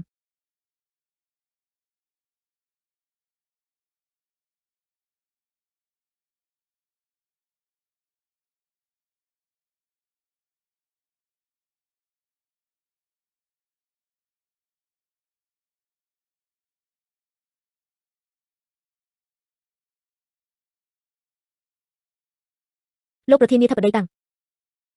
មានអ្វីខុសខ្ញុំវិលមកបន្តិចហើយ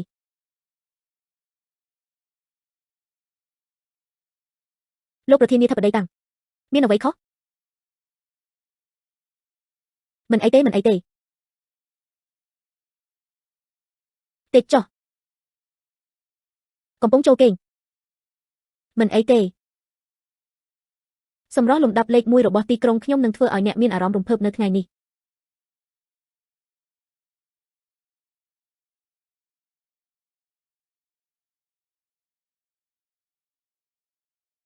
ប៉ាអូទេមាននរណាម្នាក់កំពុងធ្វើបាបម៉ាក់នៅទីនោះ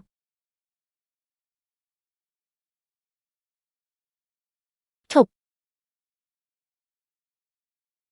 តើអ្នកជានរណាតើអ្នកកំពុងធ្វើអ្វីនៅក្នុងបន្ទប់របស់ខ្ញុំហ៊ានចូលបន្ទប់ខ្ញុំទេស្ត្រីរបស់ខ្ញុំអូចអញហ៊ានវាខ្ញុំមែនទេជួយផងមានអ្នកកំពុងត្រូវគេវាយគាត់វាខ្ញុំជាវ chance អ្នកមានភាពក្លាហានបែបនេះអ្នកថែមទាំងហ៊ានវាប្រធានាធិបតីខៃទៀតផងសូមអភ័យទោសដល់លោកប្រធានាធិបតីខៃបើខ្ញុំមិនមកកូនស្រីរបស់អ្នកគាត់ធ្លាប់ជាយូរណាស់មកហើយស៊ីវាទាំងអស់អ្នកនៅតែបន្ទោសខ្ញុំ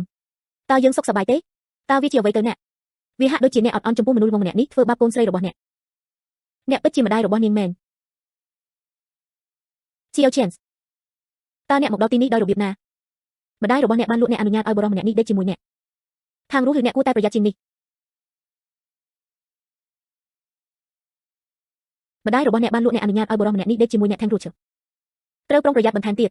អ្នកផំរុស្ស៊ឺគឺជាកូនស្រីបង្កើតរបស់ខ្ញុំតើរឿងនេះអាចកើតឡើងចំពោះខ្ញុំដោយរបៀបណាពាក្យសម្ដីរបស់អ្នកសំបីតែឆ្កែក៏មិនជឿដែរបាត់ចាសត្រូវហើយយើងផឹកខ្ញុំផឹកច្រើនពេកហើយខ្ញុំត្រូវទៅបន្ទប់ទឹកហើយត្រឡប់មកវិញគាត់ឆ្លៀតឱកាសពេលនាងស្រវឹងគាត់សោកស្ដាយវាបន្ទាប់មកខ្ញុំបានរកឃើញវាខឹងសម្បាគាត់វាខ្ញុំជាវ chance អ្នកបានឈានដល់ចំណុចនេះហើយពួកគេថែមទាំងចង់ធ្វើបាបកូនស្រីខ្ញុំទៀតផងអ្នកបានយកកូនស្រីរបស់ខ្ញុំរួចហើយពួកគេបានបង្កគ្រោះថ្នាក់គ្រប់គ្រាន់ហើយតើអ្នកចង់បានអ្វីទៀតអ្នកមិនត្រូវបានអនុញ្ញាតឲ្យចាប់ប្រកាន់ឪពុកខ្ញុំដោយមិនពិតទេបិទមាត់ទៅ មនុស្សតូចតាចតើអ្នកបាននិយាយអ្វីថ្ងៃនេះតើអ្នកនៅតែជឿពួកគេទេកុំជឿខ្ញុំអីតើវាអាចទៅរួចទេអ្នកចង់ឲ្យខ្ញុំជឿម្ដាយរបស់ខ្ញុំផ្ទាល់ដែលបានផ្ដល់ជីវិតនិងចិញ្ចឹមបីបាច់ថែរក្សាខ្ញុំចង់ធ្វើបាបខ្ញុំមិនបានរំពឹងទុកវាទេអ្នកលើពីការសន្សំដល់កម្រិតនេះដើម្បីគេចវេសពីការទទួលខុសត្រូវពួកគេថែមទាំងបានបង្រៀនវាទៀតផងកុហកតិចតួច Thank you អ្នកពិតជាបានបើកភ្នែកខ្ញុំមែនប្រសិនបើមិនមែនដោយសារឈាវទេខ្ញុំពិតជាមិនអាចរំខានអ្នកបានទេខ្ញុំចង់លែងលះពីអ្នកនេះជាការវាយប្រហារដ៏ធំមួយចំពោះអ្នកស្អប់ខ្ញុំអាចយល់បានប៉ុន្តែអ្នកមិនអាចធ្វើបែបនោះបានទេអ្នកពិតជាមិនអាចលូកដៃលើអ្នកចាត់ការទូទៅខៃបានទេចាប់ពីពេលនេះទៅតូចខ្ញុំមិនអាចតាមអ្នកទៀតទេប្រញាប់លុតជង្គង់ចុះហើយនិយាយទៅកាន់លោកប្រធានាធិបតីខែចាំខ្ញុំមើលថាវាជាអ្នកណាធ្វើឲ្យលោកឈាវលុតជង្គង់ចុះចាំខ្ញុំមើលថាវាជាអ្នកណាធ្វើឲ្យលោកឈាវលុតជង្គង់ចុះ Xiao Chance អ្នកគ្រាន់តែលាក់ខ្លួននៅពីក្រោយស្ត្រីតើអ្នកកំពុងព្យាយាមបង្ហាញអំណាចរបស់អ្នកមែនទេស្ត្រីថោកពួកគេគ្រាន់តែរើសសម្រាមរបស់យើងប៉ុណ្ណោះអ្នកបានទៅឆ្ងាយពេកហើយតើអ្នកហ៊ាននិយាយជាមួយកញ្ញាសុងទេការនិយាយបែបនេះកញ្ញាសុងខ្ញុំមិនមានអ្វីពាក់ព័ន្ធនឹងពួកគេទេខ្ញុំមិនស្គាល់គាត់ទេអ្នកទើបតែពេលនេះតើនេះជាការមិនគោរពលោកឈាវមែនទេលោកឈាវអ្នកពិតជាមានចិត្តទូលាយណាស់ខ្ញុំខ្វាក់ភ្នែកចំពោះភាពអស្ចារ្យរបស់អ្នកមនុស្សឆ្លាតមិនចង់គំនុំនឹងមនុស្សតូចតាចទេតើមានអ្វីកើតឡើងពិតប្រាកដនៅពេលនេះសូមពន្យល់ខ្ញុំឲ្យច្បាស់ផងខ្ញុំគ្រាន់តែងឹតភ្នែកដោយសារដង្ហាវាគ្រាន់តែថាម៉ាក់របស់អ្នកជំពាក់លុយខ្ញុំហើយមិនអាចសងវាវិញបានទេលក់អ្នកឲ្យខ្ញុំឆ្នាំនេះត្រូវបានម្ដាយរបស់អ្នកឲ្យខ្ញុំអនុញ្ញាតឲ្យខ្ញុំដេកជាមួយអ្នកមិនអីទេលោកឈាវបានមកដល់ទាន់ពេលវេលាខ្ញុំបានជួយសង្គ្រោះអ្នកឬខ្ញុំគួរតែគ្រាន់តែតើអ្នកពិតជាបានធ្វើវាមែនទេតើអ្នកនៅតែជាម្ដាយបង្កើតរបស់ខ្ញុំមែនទេគុយដាហ្វូតើអ្នកចង់រស់នៅទេគិតចាប់ពីពេលនេះទៅខ្ញុំនឹងមិនអនុញ្ញាតឲ្យអ្នកទេឲ្យគ្រូសាឆែងខ្ចីមួយកាក់មិនអីទេខ្ញុំនឹងស្ដាប់អ្នកចាប់ពីពេលនេះទៅធ្វើអ្វីដែលអ្នកនិយាយទេអ្នកបានបំផន់ភាពគ្មានទោសពៃរបស់លោកឈាវមិនបាននិយាយអ្វីទាំងអស់ប៉ុន្តែខ្ញុំមិនអាចទ្រាំបានទេចាប់ពីពេលនេះទៅខ្ញុំនឹងធ្វើអ្វីគ្រប់យ៉ាងដែលអាចធ្វើទៅបានដើម្បីដាក់អ្នកក្នុងបញ្ជីខ្មៅរហូតដល់អាជីវកម្មគ្រូសាឆែងខ្សៃធនឈប់និយាយតោះទៅអ្នកចាត់ការទូទៅគុយយើងមិនអើពើអ្នកបានឮវាទាំងអស់កញ្ញាសុងពួកគេបាននិយាយរួចហើយដូច្នេះនៅពេលអនាគតត្រូវការលុយចូលយើងគិតអំពីវិធីមួយផ្សេងទៀតយ៉ាងម៉េចដែររូបសុវាមិនមែនដូច្នោះទេឈប់និយាយអ្នកចង់មានន័យយ៉ាងណាតើអ្នកគិតថាខ្ញុំចង់ខ្ចីលុយក្នុងអត្រាការប្រាក់ខ្ពស់មែនទេវាទាំងអស់គឺដោយសារតែអ្នកបន្តពន្យាពេលវាខ្ញុំនឹងមិនលែងលះជាមួយក្មេងស្រីតូចដ៏គួរឲ្យស្រឡាញ់នោះទេប្រសិនបើអ្នកធ្លាប់ពីមុនខ្ញុំបានលែងលះគាត់នាំប្តីអ្នកមានម្នាក់មកឲ្យខ្ញុំហេតុអ្វីខ្ញុំត្រូវទៅហេតុអ្វីបានជាខ្ចីប្រាក់ក្នុងអត្រាការប្រាក់ខ្ពស់អ្នកកើតនឹងធំធាត់អស់រយៈពេលជាង20ឆ្នាំតើអ្នកគិតថាវាងាយស្រួលសម្រាប់ខ្ញុំទេតើខ្ញុំគ្រាន់តែត្រូវរងទុក្ខមែនទេអ្នកនឹងមិនសោកស្ដាយជាមួយស្រីស្អាតនោះពួកគេបានលែងលះគ្នាសាកមើលខ្លួនឯងមើលអ្នកទើបតែលែងលះជាមួយគាត់ប៉ុន្មានថ្ងៃប៉ុណ្ណោះគាត់បានភ្ជាប់ពាក្យជាមួយស្ត្រីអ្នកមានម្នាក់វាបានបំផ្លាញគ្រួសារយើងទាំងមូលជនកំណាចបែបនេះវាជារឿងដែលអ្នកគួរតែសោកស្ដាយស្ត្រីអ្នកមានបានបាត់ខ្លួនហើយគាត់គួរឲ្យស្រឡាញ់ណាស់ហើយនោះគឺសុងហុងយ៉ានឈប់និយាយការលែងលះ Xiao Chance ខ្ញុំនឹងមិនដែលស្ដាយក្រោយឡើយក្នុងជីវិតរបស់ខ្ញុំដោយគ្មាន Xiao Chance ខ្ញុំក៏អាចឈរនៅកំពូលនៃពិភពលោកបានដែរ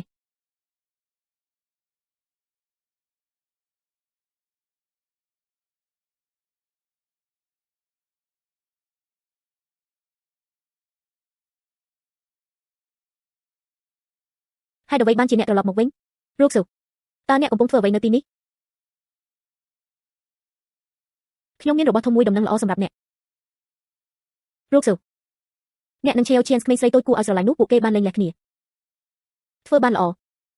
តូចគួរឲ្យស្រឡាញ់វាគួរតែមកពីផ្ទះយើងយូរមកហើយចេញទៅក្រៅ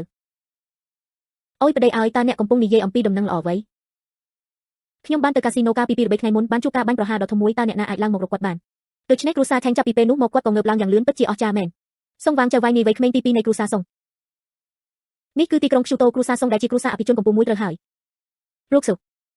លោកគ្រូវ័យក្មេងសុងក៏សរសើរអ្នកខ្ញុំមិនប្រកាន់ទេចំពោះការលែងលះរបស់អ្នកតតែសោះខ្ញុំនៅតែចង់រៀបការជាមួយអ្នកប៉ាខ្ញុំទៅតែលែងលះគ្នាតើអ្នកបានធ្វើដូចម្តេចរូបសុប៉ានេះមិនមែនសម្រាប់ប្រយោជន៍ផ្ទាល់ខ្លួនរបស់អ្នកទេអ្នកនិយាយសៀវធានសេក្មេងតូចគួរឲ្យស្រឡាញ់នោះតើអ្នកណាអាចប្រៀបផ្ទឹមនឹងយ៉ាង Master សងបានកូនស្រីរបស់ខ្ញុំប៉ារបស់អ្នកនិយាយត្រូវប្រសិនបើយើងទទួលបានផ្នែកល្អរបស់គ្រូសាសុងវិបត្តិគ្រូសាថេងអាចត្រូវបានដោះស្រាយភ្លាមហើយដល់ពេលនោះអ្នកគឺជាស្រីកំណានវ័យក្មេងទី2នៃគ្រូសាសុង Xiao Chance គឺជាតាក់ទងជាមួយសុងហុងយានយើងក៏មិនខ្លាចដែរប៉ាម៉ាក់ខ្ញុំចង់យកព្រមអ្នកមិនអាចខ្ញុំគិតតែពីអ្នក ពេលនោះវារួចរាល់ហើយយើងបានចេញដំណើរភ្លាមឆ្ពោះទៅកាន់ទីក្រុងស៊ូតូ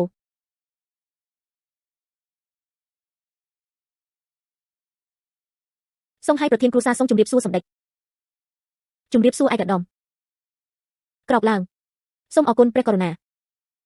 សូមព្រះអង្គទ្រង់ជ្រាបសូមឯកឧត្តមជួយសង្គ្រោះគ្រួសារសូមគ្រួសារសូមគឺជាគ្រួសារដ៏អស្ចារ្យមួយក្នុងចំណោមគ្រួសារធំទាំង7កម្លាំងរបស់វាគ្រប់គ្រាន់ហើយស៊ូតូដ៏គួរឲ្យភ្ញាក់ផ្អើលហេតុអ្វីបានជាអ្នកត្រូវការឲ្យខ្ញុំជួយសង្គ្រោះអ្នកគ្រួសាររបស់សេមិនវិញជា7ជំនាន់នៅទីក្រុងស៊ូតូមានគ្រួសារធំ2គឺគ្រួសារសុងនិងគ្រួសារចៅរវាងគ្នាទៅវិញទៅមកតែងតែមានការកិត្តជាប់ជានិច្ចនឹងកម្លាំងរបស់គ្រួសារចៅហើយលើកពីគ្រួសារសុងទៅទៀតគាត់តែងតែចង់បញ្ចូលគ្រួសារសុងគ្រួសារសុងឥឡូវនេះសក់កាបូនមានគ្រោះថ្នាក់យើងគ្មានអំណាចទប់ទល់ទេនៅពីក្រោយគ្រួសារសុងរបស់អ្នកដោយមានឪពុករបស់គាត់ឈ្មោះសុងឆេងជាអ្នកទទួលបន្ទុកជំរឿនរបស់គាត់តែងតែល្អមិនដល់ចំណុចនោះទេសូមឲ្យគ្រួសារសុងជួបប្រទះនឹងគ្រោះថ្នាក់បែបនេះឪពុកខ្ញុំស្រាប់តែធ្លាក់ខ្លួនជាធ្ងន់កាលពី3ឆ្នាំមុនបងប្រុសច្បងរបស់ខ្ញុំនឹងគ្រប់គ្រងអាជីវកម្មគ្រួសារសុងបងប្រុសទី2ឈ្មោះសុងវាងបន្តបង្កបញ្ហាគ្រួសារសុងកំពុងស្ថិតក្នុងគ្រោះថ្នាក់ដ៏គួរឲ្យភ័យខ្លាចត្រូវបានបង្ក្រាបដោយគ្រួសារយ៉ាវគ្រប់ទិដ្ឋភាពទាំងអស់មិនដូចមុនទេសូមឯកឧត្តមជួយគ្រួសារសុងផងតារាប់ណាគ្រួសារសុងរស់រានមានជីវិតពីទុក្ខលំបាកនេះដើម្បីជៀសវាងការត្រូវបានលេបត្របាក់ដោយគ្រួសារយ៉ាវខ្ញុំនឹងរងចាំរហូតដល់ពេលក្រោយប្រកាសជានឹងស្មោះត្រង់នឹងព្រះអម្ចាស់អ្នកបន្តរំខានខ្ញុំឲ្យរៀបការជាមួយអ្នកទាំងអស់នេះគឺសម្រាប់គ្រួសារសុងម្យ៉ាងវិញទៀតព្រះអម្ចាស់ពិតជាអាចជួយគ្រួសារសុងរបស់ខ្ញុំបានម្យ៉ាងវិញទៀតវាគឺដោយសារតែខ្ញុំបានកោតសរសើរចំពោះឯកឧត្តមជាយូរមកហើយសុខចិត្តរៀបការជាមួយព្រះអម្ចាស់ទោះបីជាខ្ញុំត្រូវធ្វើជាអ្នកបម្រើជំនួសឲ្យប្រពន្ធក៏ដោយក៏វាមិនអីទេអ្នកគួរតែក្រោកឡើងមុនខ្ញុំនៅតែមានការងារជាច្រើនដែលត្រូវធ្វើខ្ញុំមិនយល់ទេខ្ញុំមិនអាចទៅស៊ូតូបានទេសម្រាប់ពេលនេះព្រះអម្ចាស់ស្វែងរកឆ្នាំតម្រុយអំពីមនុស្សដែលបានធ្វើឃាតអ្នកយោងតាមតម្រុយវាគួរតែនៅក្នុងទីក្រុងស៊ូតូមីណាមីកាបន្តការស៊ើបអង្កេតយើងត្រូវតែស្វែងរកមេខ្លោងនៅពីក្រោយរឿងនេះខ្ញុំសន្យានឹងអ្នកត្រឡប់ទៅស៊ូតូវិញជាមួយអ្នកសូមអរគុណព្រះករុណាគ្រួសារសងពិតជានឹងរៀបចំសម្រាប់អ្នកពិធីជប់លៀងដ៏អស្ចារ្យបំផុតសូមជម្រាបជូនអ្នកទាំងអស់គ្នានៅទីក្រុងស៊ូតូព្រះអម្ចាស់វត្តមានរបស់អ្នកពិតជាមានមោទនភាពណាស់ហេតុអ្វីអត្តសញ្ញាណរបស់ខ្ញុំនឹងនៅតែជាការសម្ងាត់សម្រាប់ពេលនេះដើម្បីជៀសវាងការជូនដំណឹងដល់ស្រីបន្ទាប់មកខ្ញុំនឹងមិនពន្យល់ពីអត្តសញ្ញាណរបស់ព្រះដ៏មានព្រះភិក្ខទេខ្ញុំនឹងត្រឡប់ទៅទីក្រុងស៊ូតូវិញឲ្យបានឆាប់តាមដែលអាចធ្វើទៅបានកំពុងរៀបចំសម្រាប់ពិធីជប់លៀងតើមានអ្វីកើតឡើងពិតប្រាកដនៅពេលនោះអ្នកណាចង់សម្លាប់ខ្ញុំរូជូនៅពេលដែលអ្នកខ្លាចជាស្រីកំណាន់វ័យក្មេងនៃគ្រួសារសុងចូលយើងយកក្រុមហ៊ុនបានផ្លាស់ទៅទីក្រុងស៊ូតូមានតែនៅទីនេះទេនោះហើយជាអ្វីដែលស័ក្តិសមនឹងយើងអត្តសញ្ញាណគ្រួសារឆេងគុំគិតច្រើនពេកយើងនៅទីនេះការដោះស្រាយបញ្ហាហិរញ្ញប្បទានជាអូឆេនឈប់នៅត្រង់ហ្នឹងអ្នកមិនតាមដានសងហងយ៉ាន់ទេទៅញ៉ាំបាយទុនយើងបានដើរតាមគ្នាដោយសម្ងាត់តើអ្នកកំពុងធ្វើអ្វីខ្ញុំនៅទីនេះខ្ញុំគ្រាន់តែតាមដានអ្នកទាំងគ្នាទេអ្នកកំពុងគិតច្រើនពេកហើយគាត់ធុញទ្រាន់នឹងការសម្ដែងដោយសងហងយ៉ាន់អ្នកត្រូវបានគេបោះបង់ចោលមែនទេចង់ឲ្យរួចសោះអភ័យទោសឲ្យអ្នកអំព្រីយ៉ងរបស់ខ្ញុំជប់ស្រមៃពេលថ្ងៃទៅរូចឆាប់នេះនឹងក្លាយជាស្រីកំណាន់វ័យក្មេងទី2នៃគ្រួសារសុងអ្នកគួរតែដឹងពីកន្លែងរបស់អ្នកប្រសើរជាងកុំរំខានរូបសុខស្រីកំណាន់វ័យក្មេងទី2នៃគ្រួសារសុងលើកនេះអ្នកដែលបានចូលចិត្តកូនស្រីខ្ញុំនោះគឺចៅវាយវ័យក្មេងទី2នៃគ្រួសារសុងវាងមនុស្សផ្សេងទៀតឋានៈថ្លៃថ្នូរស៊ូតូជុនជីមើលអ្នកម្ដងទៀតខ្វះហិច្ឆតាក្មេងប្រុសតូចគួរឲ្យស្រឡាញ់ដែលរស់នៅដោយពឹងពាក់ស្ត្រីជាអូឆេនខ្ញុំណែនាំអ្នកឲ្យបន្តការងារដោយដៃរបស់អ្នកជប់គិតអំពីការរៀបការជាមួយស្ត្រីអ្នកមានគ្រប់ពេលនៅក្នុងភ្នែករបស់ពួកគេអ្នកគ្រាន់តែជាប្រដាប់ក្មេងលេងប៉ុណ្ណោះតើអ្នកគិតថាអ្នកណាកំពុងត្រូវបានរក្សាដោយស្ត្រីអ្នកមានម្នាក់ខ្ញុំចង់យកលោកឈៀវជាឪពុកចិញ្ចឹមរបស់ខ្ញុំជាអកុសលខ្ញុំមិនមានលក្ខណៈសម្បត្តិគ្រប់គ្រាន់ទេសុងហងយ៉ានអ្នកមិនបាននិយាយអំពីឈៀវឈៀនស្ទេតើអ្នកបានបញ្ចប់វាដោយជើងខាងទេខ្ញុំនឹងមិនដូចមនុស្សមួយចំនួនទេខ្វាក់ភ្នែកលោកឈៀវបុរសល្អបែបនេះខាតបង់ច្រើនណាស់តារាប់ណាលោកឈៀវមិនប្រកាន់ខ្ញុំសុខចិត្តធ្វើជាដៃគូរបស់អ្នកអស់មួយជីវិតគ្រាន់តែគាត់បុរសល្អតើអ្នកមិនដែលឃើញបុរសណាម្នាក់តាមពិតពួកគេបានខិតខំដើម្បីទៅរកអូនតូចគួរឲ្យស្រឡាញ់នេះថេងហ្វេងញ៉ានទទួលស្គាល់ចំហររបស់អ្នកហ៊ានមិនគោរពលោកឈៀវម្ដងទៀតខ្ញុំធានាដល់គ្រួសារថេងរបស់អ្នកមិនអាចចាក់ចេញពីទីក្រុងស៊ូតូបានទេលោកឈៀវតោះទៅពេលកូនស្រីខ្ញុំខ្លាចជាស្រីកំណាន់វ័យក្មេងទី2នៃគ្រួសារសុងមិនយូរមិនឆាប់ពួកគេនឹងជិះលើក្បាលរបស់អ្នកធ្វើឲ្យអ្នកសោកស្ដាយនៅថ្ងៃនេះអ្វីដែលពួកគេបានធ្វើតើម្ចាស់របស់អ្នកនៅណាលោកឈៀវកំពុងដោះស្រាយវាតាក់ទងមនុស្សសម្រាប់កិច្ចសហប្រតិបត្តិការអាជីវកម្មបច្ចុប្បន្នគ្រួសារសុងអាជីវកម្មមានស្ថិរភាពយើងអាចធានាបានជួយឪពុកខ្ញុំរកគ្រូពេទ្យអពុធហេតុខ្ញុំបានស្វែងរកវិជ្ជបណ្ឌិតល្បីនិងវិជ្ជបញ្ជាបុរាណនៅលើពិភពលោកមនុស្សមិនធម្មតាប៉ុន្តែនៅតែគ្មានវិធីដើម្បីដោះស្រាយវាទេវាហាក់ដូចជាវាអាចជួយសង្គ្រោះឪពុកយើងបាននិកាយវិជ្ជសាស្ត្រដែលជានិកាយមួយក្នុងចំណោមនិកាយ3ប៉ុណ្ណោះផ្នែកវិជ្ជសាស្ត្របន្ទាប់មកបញ្ជូនមនុស្សឲ្យស្វែងរកយ៉ាងរហ័សខ្ញុំបានដាក់ប្រាក់រង្វាន់ 1000 លានរួចហើយចូលទៅរកចៅវាយនៃនិកាយវិជ្ជសាស្ត្រព័ត៌មានរបស់យ៉ាវខេងមូប៉ុន្តែឥឡូវនេះនៅតែមិនទាន់មានដំណឹងអ្វីនៅឡើយទេអ្នកកំពុងស្វែងរកយ៉ាវខេងមូ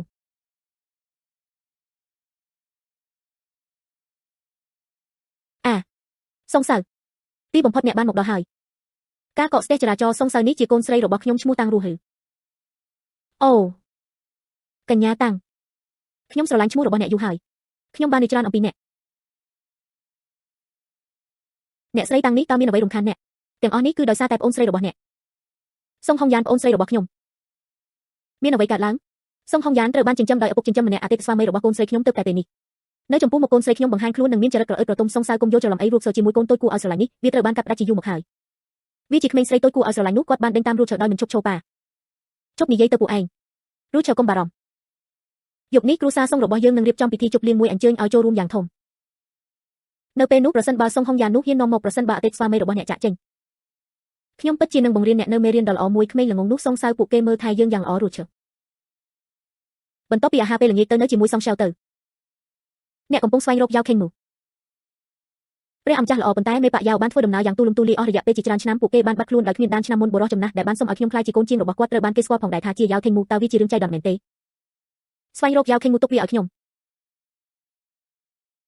មីណាមីកាស្វែងរកដោយអស់ពីសមត្ថភាពរបស់យើងយ៉ាវខេងនោះអនុបណ្ឌិតផ្នែកវិទ្យាសាស្ត្រសូមផ្ដល់ចម្លើយមកខ្ញុំក្នុងរយៈពេល3ម៉ោងសូមថ្លែងអំណរគុណយ៉ាងជ្រាលជ្រៅចំពោះលោកឈៀវចំពោះជំនួយរបស់គាត់ប្រសិនបើលោកឈៀវតើវាពិតជាអាចជួយគ្រួសារសុងរបស់ខ្ញុំបានទេស្វែងរកទីតាំងរបស់យ៉ាវខេងមកបន្ទាប់មកក្រុមគ្រួសារសុងរបស់ខ្ញុំនឹងទាំងអស់គ្នាចាប់ពីពេលនោះមកតាមបញ្ជារបស់លោកឈៀវហេតុអ្វីមិនអីទេលោកឈៀវពិធីជប់លៀងរួចរាល់ហើយខ្ញុំអនុញ្ញាតឲ្យសម្រស់អនុញ្ញាតឲ្យខ្ញុំនាំអ្នកទៅទីនោះជាមុនសិនខ្ញុំបានរៀបចំអ្វីសម្រាប់ឪពុកខ្ញុំហើយខ្ញុំនឹងមករកអ្នកសូមគ្រួសារសុងដូចដែលរំពឹងទុកពីគ្រួសារដ៏មានកិត្យានុភាពមួយគ្រាន់តែជាពិធីជប់លៀងមួយពួកគេទាំងអស់គ្នាត្រូវបានប្រារព្ធឡើងតាមរបៀបដ៏ប្រណីតបែបនេះគឺអំពីការធ្វើឲ្យអ្វីគ្រប់យ៉ាងសាមញ្ញប្រសិនបើមិនមែនសម្រាប់តួលេខដ៏សំខាន់នោះទេដំណើរទស្សនកិច្ចដែលមិននឹកស្មានដល់ពេលវេលាខ្លីណាស់គ្មានពេលរៀបចំទេបើមិនដូច្នោះទេយ៉ាងហោចណាស់ប្រណីតជាងនេះ100ដង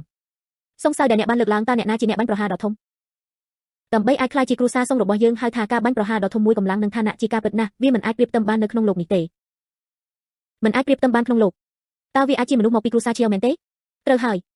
យវាជាគ្រួសារឈៀវទេពកសោនោះពីមុនគ្រួសារចម្រៀងរបស់យើងប៉ុន្តែវាបានចំណាយប្រាក់ច្រើនទើបតែអញ្ជើញតើអ្នកបានជួបតួអង្គសំខាន់ម្នាក់នេះទេនោះជារឿងធម្មជាត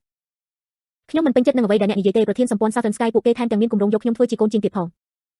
ងសង្ស័យអ្វីដែលអ្នកបាននិយាយគឺជាការពិតក្រុមមនុស្សគួរឲ្យស្រឡាញ់មួយក្រុមមនុស្សបែបនេះតើខ្ញុំអាចមើលឃើញវាដោយរបៀបណាដំបូងត្រូវផ្លុំគោចេញយប់នេះតាំងរើស៊ឺបានចូលគេងនោះគឺជាចម្រៀងរបស់លោកម្ចាស់វ័យក្មេងនោះគឺ Chiao Chance នោះហើយជាគាត់អ្នកដែលធ្វើបាបកូនស្រីខ្ញុំអ្នកត្រូវតែជួយយើងផ្ដល់ឲ្យគាត់នៅមេរៀនដ៏ល្អមួយម៉ាក់កុំបង្កបញ្ហាដល់យ៉ាង Master Song អីតើនេះជាបញ្ហាប្រភេទណាតូចគួរឲ្យស្រឡាញ់នោះពួកគេបានបំផ្លាញកិច្ចសន្យារបស់យើងខ្ញុំមិនទាន់បានដោះស្រាយពិន្ទុជាមួយគាត់នៅឡើយទេហើយសង្សៅបើអ្នកជួយយើងជាង Ados អុយនោះត្រូវបានបង្រៀនមេរៀនមួយយប់នេះខ្ញុំនឹងយករបស់ Ruth នេះជាកូនសោបន្ទប់របស់អ្នកទៅនៅពាក់កណ្ដាលអាធិបភ្ជាប់ទំនាក់ទំនងគ្នាទៅវិញទៅមកនោះជារឿងធម្មជាតិទោះបីជាវាសម្រាប់ Ruth ក៏ដោយថ្ងៃនេះខ្ញុំពិតជានឹងធ្វើវាសម្រាប់អ្នកដល់ឲ្យក្មេងស្រីតូចដ៏គួរឲ្យស្រឡាញ់នោះនៅមេរៀនដ៏ល្អមួយបងប្រុសទី2បងស្រីទី3អ្នកនៅក្បែរអ្នកក្មេងស្រីគួរឲ្យស្រឡាញ់ដែលរំកិលអេតើខ្ញុំអាចខ្ចីវាបានទេតើអ្នកនឹងធ្វើអ្វីខ្ញុំមិនចូលចិត្តគាត់ទេជន់ជើងគាត់នៅទីសាធារណៈអ្នកមិនត្រូវបានអនុញ្ញាតឲ្យនិយាយជាមួយលោកឆេវទេការនិយាយបែបនេះលោកឆេវគ្រាន់តែគាត់គ្រាន់តែជាជីកូឡូរងហុងយ៉ានសុងហុងយ៉ានក្នុងនាមជាសមាជិកនៃគ្រួសារសុងឧបត្ថម្ភតុកតាដ៏គួរឲ្យស្រឡាញ់នេះអ្នកមិនមានអារម្មណ៍ខ្មាស់អៀនទេសុងវ៉ាងអ្នកឈួតហើយទាំងនេះគឺជាភ្ញៀវដែលបានអញ្ជើញរបស់យើងភ្ញៀវរបស់យើងមកពីគ្រួសារសុងមិនមែនប្រភេទនេះទេសម្រាប់គ្មានប្រយោជន៍ក្រៅពីខ្ញុំជាបងប្រុសទី2របស់អ្នកតើអ្នកអាចបង្ហាញការគោរពដល់ខ្ញុំបន្តិចបានទេគ្រាន់តែដោយសារតែអ្នកជាបងប្រុសទី2របស់ខ្ញុំបានបញ្ឈប់អ្នកពីការធ្វើខុសខ្ញុំគិតថាអ្នកត្រូវបានជាឥទ្ធិពលដោយបុរសម្នាក់នេះលងស្នេហ៍សម្រាប់ប្រភេទនេះដែលសូម្បីតែគ្រួសារឆែងក៏មិនចង់បានដែរអ្នកបានរើសវាឡើងកាន់នៅក្នុងបាតដៃរបស់អ្នកមិនខ្មាស់អៀនទេខ្ញុំខ្មាស់អៀនណាស់ដូច្នេះតើខ្ញុំអាចសន្មត់បានដែរទេអ្នកក៏រើសសម្រាមដែលអ្នកអត់ទេមិនចង់បានដែរអ្នកកំពុងតែកាន់តែមានចរិតឆៅឆាវមែនទេខ្ញុំនឹងផ្ដល់ឱកាសឲ្យអ្នកម្ដងទៀតអ្នកគួរតែមកចាត់ក្មេងប្រុសស្អាតម្នាក់នេះចោលទៅជាធម្មតាខ្ញុំមិនសុងវ៉ាងអ្នកគួរតែដឹងពីអ្វីដែលអ្នកកំពុងធ្វើបងប្រុសធំទីបំផុតមានតែពេលនោះទេដែលយើងទើបបានអញ្ជើញលោកឈៀវមកលេងបើអ្នកហ៊ានទាត់គាត់ចេញគ្រួសារសុងទាំងមូលខ្ញុំនឹងមិនអនុញ្ញាតឲ្យអ្នកទៅណាឡើយសុងហុងយ៉ានអ្នកពិតជាចង់យកចំណុចសំខាន់សម្រាប់ក្មេងប្រុសស្អាតម្នាក់នេះមែនទេពួកគេនឹងមិនឈប់នៅអ្វីទាំងអស់កាកសំណល់បែបនេះពួកគេមិនមើលងាយគ្រួសារតូចមួយដូចជាគ្រួសារខាងឡើយអ្នកបានរើសវាឡើងហើយរក្សាទុកវាសុងឆេងពិតជាបានចិញ្ចឹមកូនប្រុសដ៏ល្អម្នាក់មែនអ្នកចង់ឲ្យខ្ញុំវង្វេងមែនទេកុំអង្វរខ្ញុំឲ្យត្រឡប់មកវិញពេលក្រោយឈៀវឈៀនខ្ញុំណែនាំអ្នកឲ្យចាក់ចេញយ៉ាងលឿនលោកគ្រូវ័យក្មេងសុងក៏ខឹងមួយសន្ទុះគ្មានអ្នកណាអាចជួយសង្គ្រោះអ្នកបានឡើយ ខ្ញុំសៀវធានសេមិនត្រូវការអ្នកណាមកជួយសង្គ្រោះខ្ញុំទេអ្នកមិនអាចរំពឹងថាអ្វីល្អនឹងចេញពីមាត់ឆ្កែបានទេកូនស្រីខ្ញុំនឹងមិនជួយអ្នកទេអ្នកបានស្លាប់រាប់មិនអស់គុំដំឡើងតើអ្នកនឹងស្លាប់មែនទេសម្រាមយកអ្នកទាំងពីរចេញពីទីនេះអ្នកហ៊ានខ្ញុំជាចៅវាយវ័យក្មេងទី2នៃគ្រួសារសងគ្មានអ្វីដែលខ្ញុំមិនហ៊ានធ្វើនោះទេ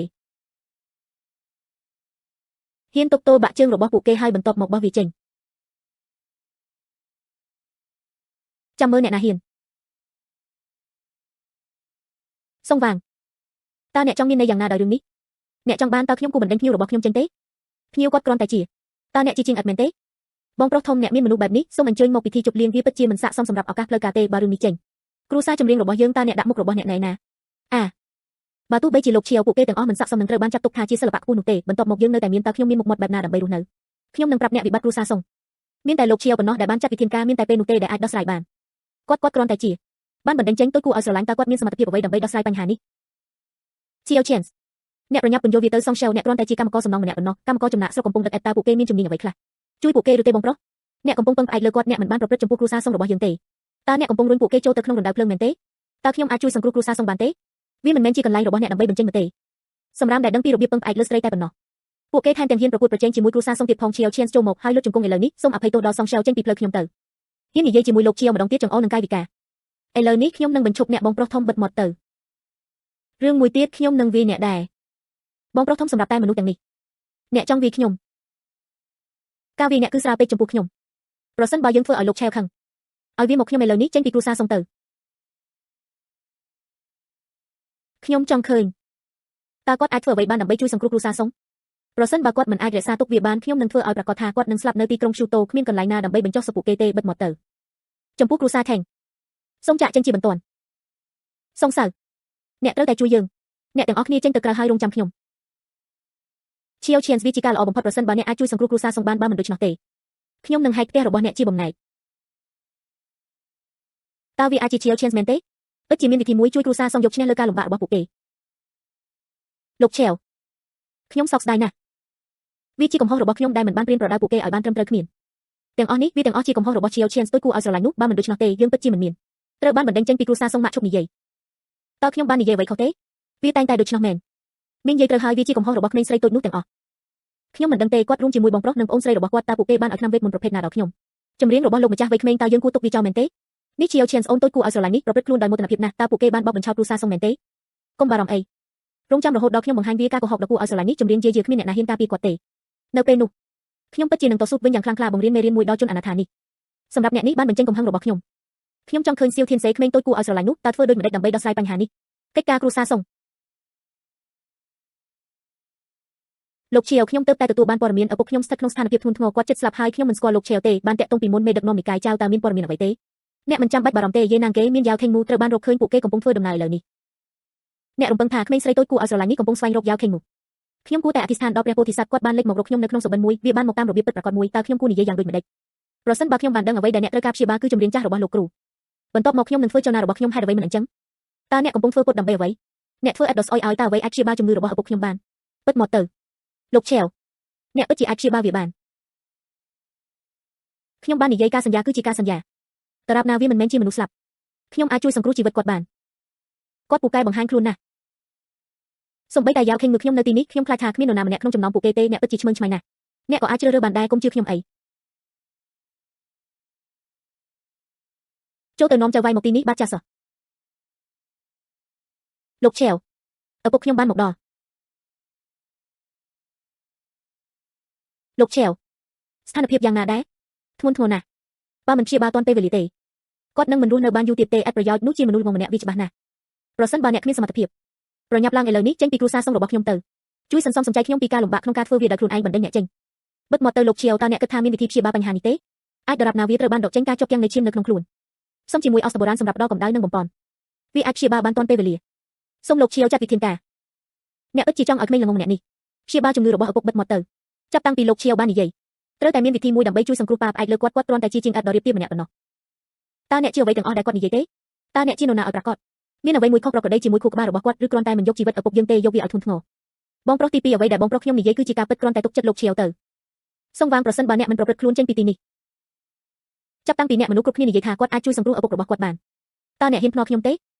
បើអ្នកមិនអាចជួយសង្គ្រោះឪពុកខ្ញុំបានទេខ្ញុំនឹងហែកសរសៃពួរនិងឆ្អឹងរបស់អ្នកចេញខ្លាចជាមនុស្សម្នាក់វាយឲ្យមនុស្សគ្រប់គ្នាដឹងផលវិបាកនៃការបោកបញ្ឆោតគ្រួសារសង្ឃរបស់ខ្ញុំបងប្រុសទី2ឈប់បោកប្រាស់ទៀតទៅ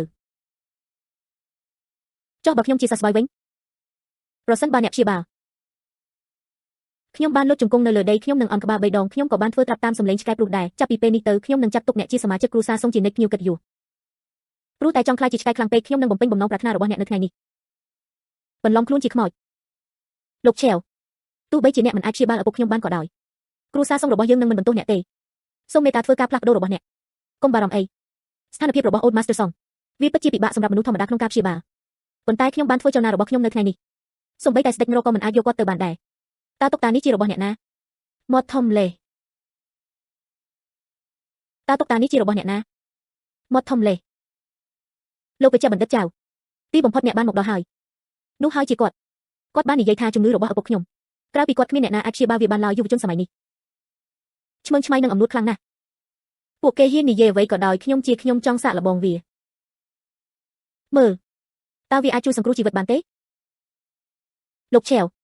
អ្នកឃើញហើយរបៀបរៀបចំហេតុអ្វីមិនអញ្ចឹង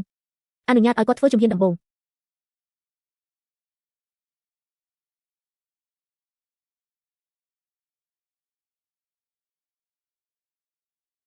សង្សៅជំងឺរបស់មេគ្រួសារដសងខ្ញុំគ្មានអំណាចលោកវេជ្ជបណ្ឌិតចៅតារាប់ណាអ្នកអាចព្យាបាលឪពុកខ្ញុំបានខ្ញុំនឹងបង់ថ្លៃពីគ្រូយោបល់ឲ្យអ្នក10 ដងអាទេ100 ដងសរីរាង្គខាងក្នុងរបស់មេគ្រួសារសង្ឃវាបានចាប់ដើមរលួយរួចហើយខ្ញុំគ្មានវិធីទេអ្នកទាំងអស់គ្នាចូលយើងរៀបចំពិធីបុណ្យសពឲ្យបានឆាប់តាមដែលអាចធ្វើទៅបានតើពិតជាគ្មានវិធីផ្សេងទៀតទេលុះត្រាតែមនុស្សនោះបានធ្វើចលនាមួយពេលនោះវិញខ្ញុំបានរកឃើញពាក់កណ្ដាលនៃសៀវភៅវិទ្យាសាស្ត្ររបស់មនុស្សនោះខ្ញុំទើបតែត្រូវបានដំឡើងឋានៈទៅជាកម្រិតបច្ចុប្បន្នរហូតមកដល់ពេលនេះខ្ញុំគ្រាន់តែហ៊ានប្រកាសខ្លួនឯងថាខ្លួនឯងវាជារបស់គាត់សិស្សពាក់កណ្ដាលខ្លាចការបំផ្លាញកេរ្តិ៍ឈ្មោះរបស់មេតើវាជាអ្នកណាកម្រិតជំនាញបែបនេះតើអ្នកអាចសូមឲ្យគាត់ចេញពីវ័យចូលនិវត្តន៍ផងគ្មានវិធីណាទេមនុស្សម្នាក់ដែលមានកម្រិតរបស់គាត់ខ្ញុំមិនមានលក្ខណៈសម្បត្តិគ្រប់គ្រាន់ដើម្បីមើលទេខ្ញុំមិនដែលឃើញវាពីមុនមកទេប្រសិនបើអ្នកមិនអាចព្យាបាលវាបានគ្រាន់តែផ្លាស់ទីទៅខាងខ្ញុំអាចព្យាបាលបានលោកភ្លុនជប់និយាយរឿងមិនសមហេតុផលទៅសូម្បីតែលោកវេជ្ជបណ្ឌិតយ៉ាវក៏មិនអាចព្យាបាលវាបានដែរជាងកាត់ម្នាក់ដែលមានក្លិនស្អុយតើអ្វីអាចព្យាបាលវាបានតើពួកគេមានលក្ខណៈសម្បត្តិអ្វីខ្លះ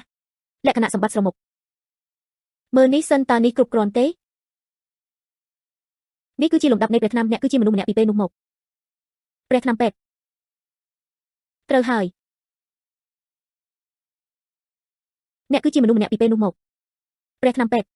ត្រូវហើយសូមដាក់ទោសខ្ញុំផងលោកគ្រូភាពឥតប្រយោជន៍បន្តិចបន្តួចវាអន្តែច្រើនណាស់អ្នកហាត់ការបែបនេះខ្ញុំមិនហ៊ានទទួលយកទេអ្នកពិតជាមែនអ្នកណែនាំរបស់លោកវេជ្ជបណ្ឌិតយ៉ាវសៀវភៅវិទ្យាសាស្ត្រនេះពិតជារបស់ខ្ញុំមែនប៉ុន្តែអ្នកហាត់ការខ្ញុំមិនបានទទួលស្គាល់វាទេគាត់គ្រាន់តែជា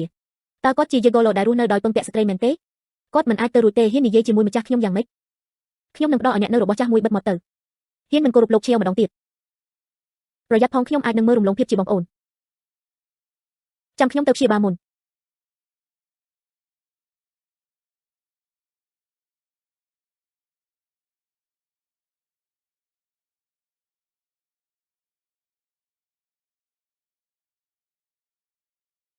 ប៉ាច្រើនណាស់លោកឆេវអរគុណលោកឆៃឆេវគ្រាន់តែទោះបីជាខ្ញុំសន្លប់ក៏ដោយប៉ុន្តែអ្វីទាំងអស់ដែលបានកើតឡើងខ្ញុំបានរវាទាំងអស់លោកឆេវសូមអរគុណចំពោះជំនួយរបស់អ្នកទុកឲ្យឆ្កែព្រុសហើយអន់ក្បាលតើអ្នកកំពុងរងចាំអ្វីខ្ញុំជាចៅវាយវ័យក្មេងទី2នៃគ្រួសារសុងតើអ្នកគិតថាអ្នកជានរណាតើអ្នកគិតថាអ្នកស័ក្តិសមនឹងការអន់ក្បាលរបស់ខ្ញុំទេជាងអ្នកគួរតែបិទមាត់មិនគួរឲ្យទុកចិត្តជឿមិនជឿខ្ញុំបណ្ដេញអ្នកចេញពីគ្រួសារសុងតើអ្នកអាចអនុញ្ញាតឲ្យខ្ញុំដោយរបៀបណាគាត់បានអន់គោរពគាត់តើគាត់គិតថាគាត់ជានរណាលុតជង្គង់សុងវាងអាចអន់គោរពលោកឆេវបានទេនោះនឹងជាកិត្តិយសរបស់អ្នកល្អខ្ញុំលុតជង្គង់កោតោហៅទូរស័ព្ទវាងនឹងមិនមានការបញ្ជាទិញពីខ្ញុំទៀតទេអ្នកមិនត្រូវបានអនុញ្ញាតឲ្យចាក់ចេញពីផ្ទះទេ Xiao Chance អ្នកគ្រាន់តែរងចាំការអាម៉ាស់ថ្ងៃនេះខ្ញុំនឹងធ្វើឲ្យអ្នកបង់ប្រាក់1000 ដង100 ដង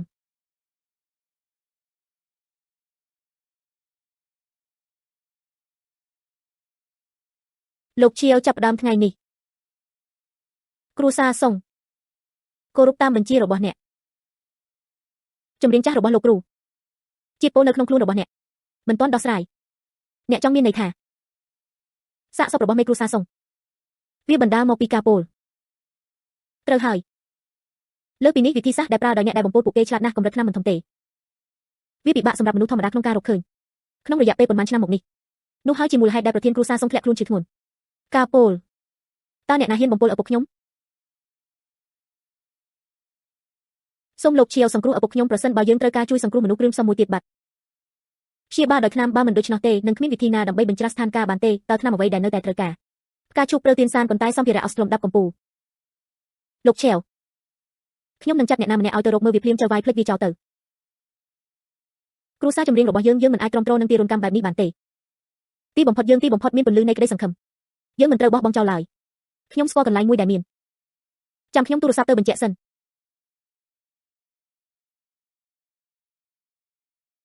មេ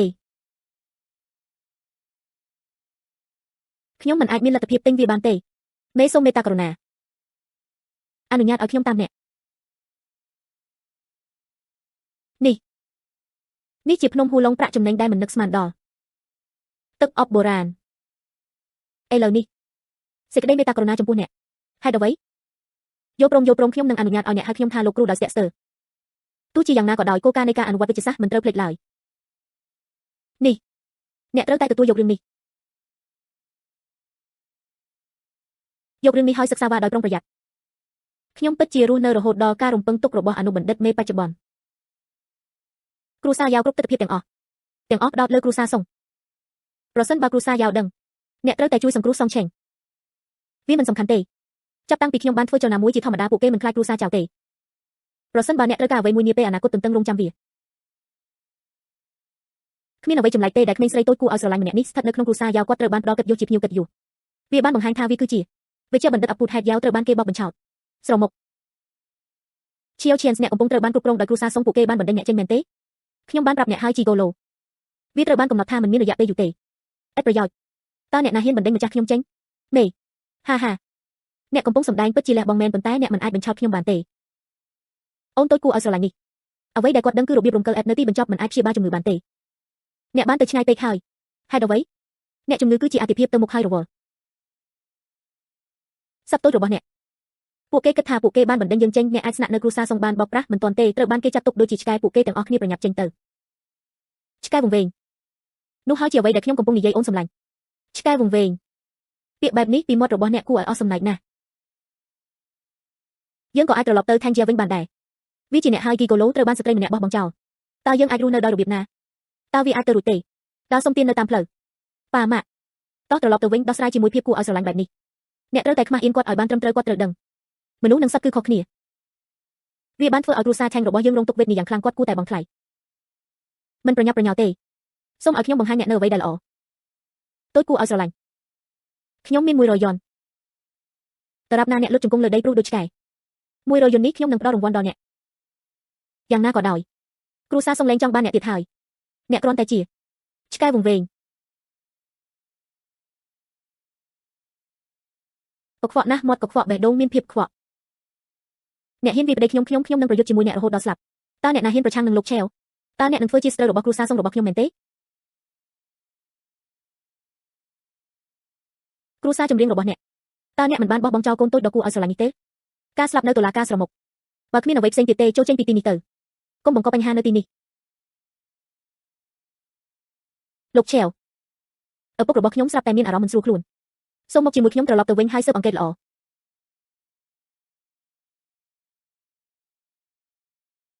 រាងកាយនៅតែខ្សោយខ្លាំងណាស់ទោះជាយ៉ាងណាក៏ដោយពួកគេមិនទាន់រងរបួសអ្វីនៅឡើយទេលោកឆេវផ្កាឈូកព្រើឆេនមិនស្គាល់តើអ្នកនៅណៃលើនេះខ្ញុំនឹងចាត់អ្នកណាម្នាក់ឲ្យទៅយកវាភ្លាមគ្រូសាយេអ្នកទស្សនាយន្តហោះបំរុងទៅកាន់រដ្ឋធានីវាគ្មានប្រយោជន៍ទេដែលអ្នកទៅគឺអ្នករាល់គ្នានឹងហើយចៅជីរូជាកូនស្រីច្បងនៃគ្រូសាចៅលោកក្រវ័យក្មេងទី2លោកយ៉ាវឆៃយើងភ្ញៀវនោះមានចិត្តងាយអាក្រក់តើអ្នកកំពុងធ្វើអ្វីនៅទីនេះហាបុរសចំណាស់ម្នាក់នេះមិនទាន់ស្លាប់ទេពួកគេបានរៀបចំពិធីជប់លៀងដ៏ធំមួយរួចហើយដើម្បីអបអរសាទរមិននឹកស្មានដល់នៅរស់រានមានជីវិតខ្ញុំមិនដែលរំពឹងរឿងនេះទេ សារធាតុពុលទាំងនោះសូម្បីតែថ្នាំពុលក៏មិនអាចសម្លាប់អ្នកបានដែរអាមនុស្សចាស់ឲ្យវាគឺជាអ្នកដែលបានបំពុលវាដូច្នេះចុះយ៉ាងណាបើវាដូច្នោះអ្នកតើអ្នកចង់ធ្វើអ្វីឲ្យប្រាកដអ្វីដែលយើងមិនចង់ធ្វើថ្ងៃនេះខ្ញុំគ្រាន់តែចង់ផ្ដល់ឲ្យអ្នកប៉ុណ្ណោះគ្រាន់តែធូបពីរបីដើមប៉ុណ្ណោះអ្នកមិននឹកស្មានដល់អ្នកមិនស្លាប់ទាំងស្រុងទេអូគួរឲ្យអាណិតណាស់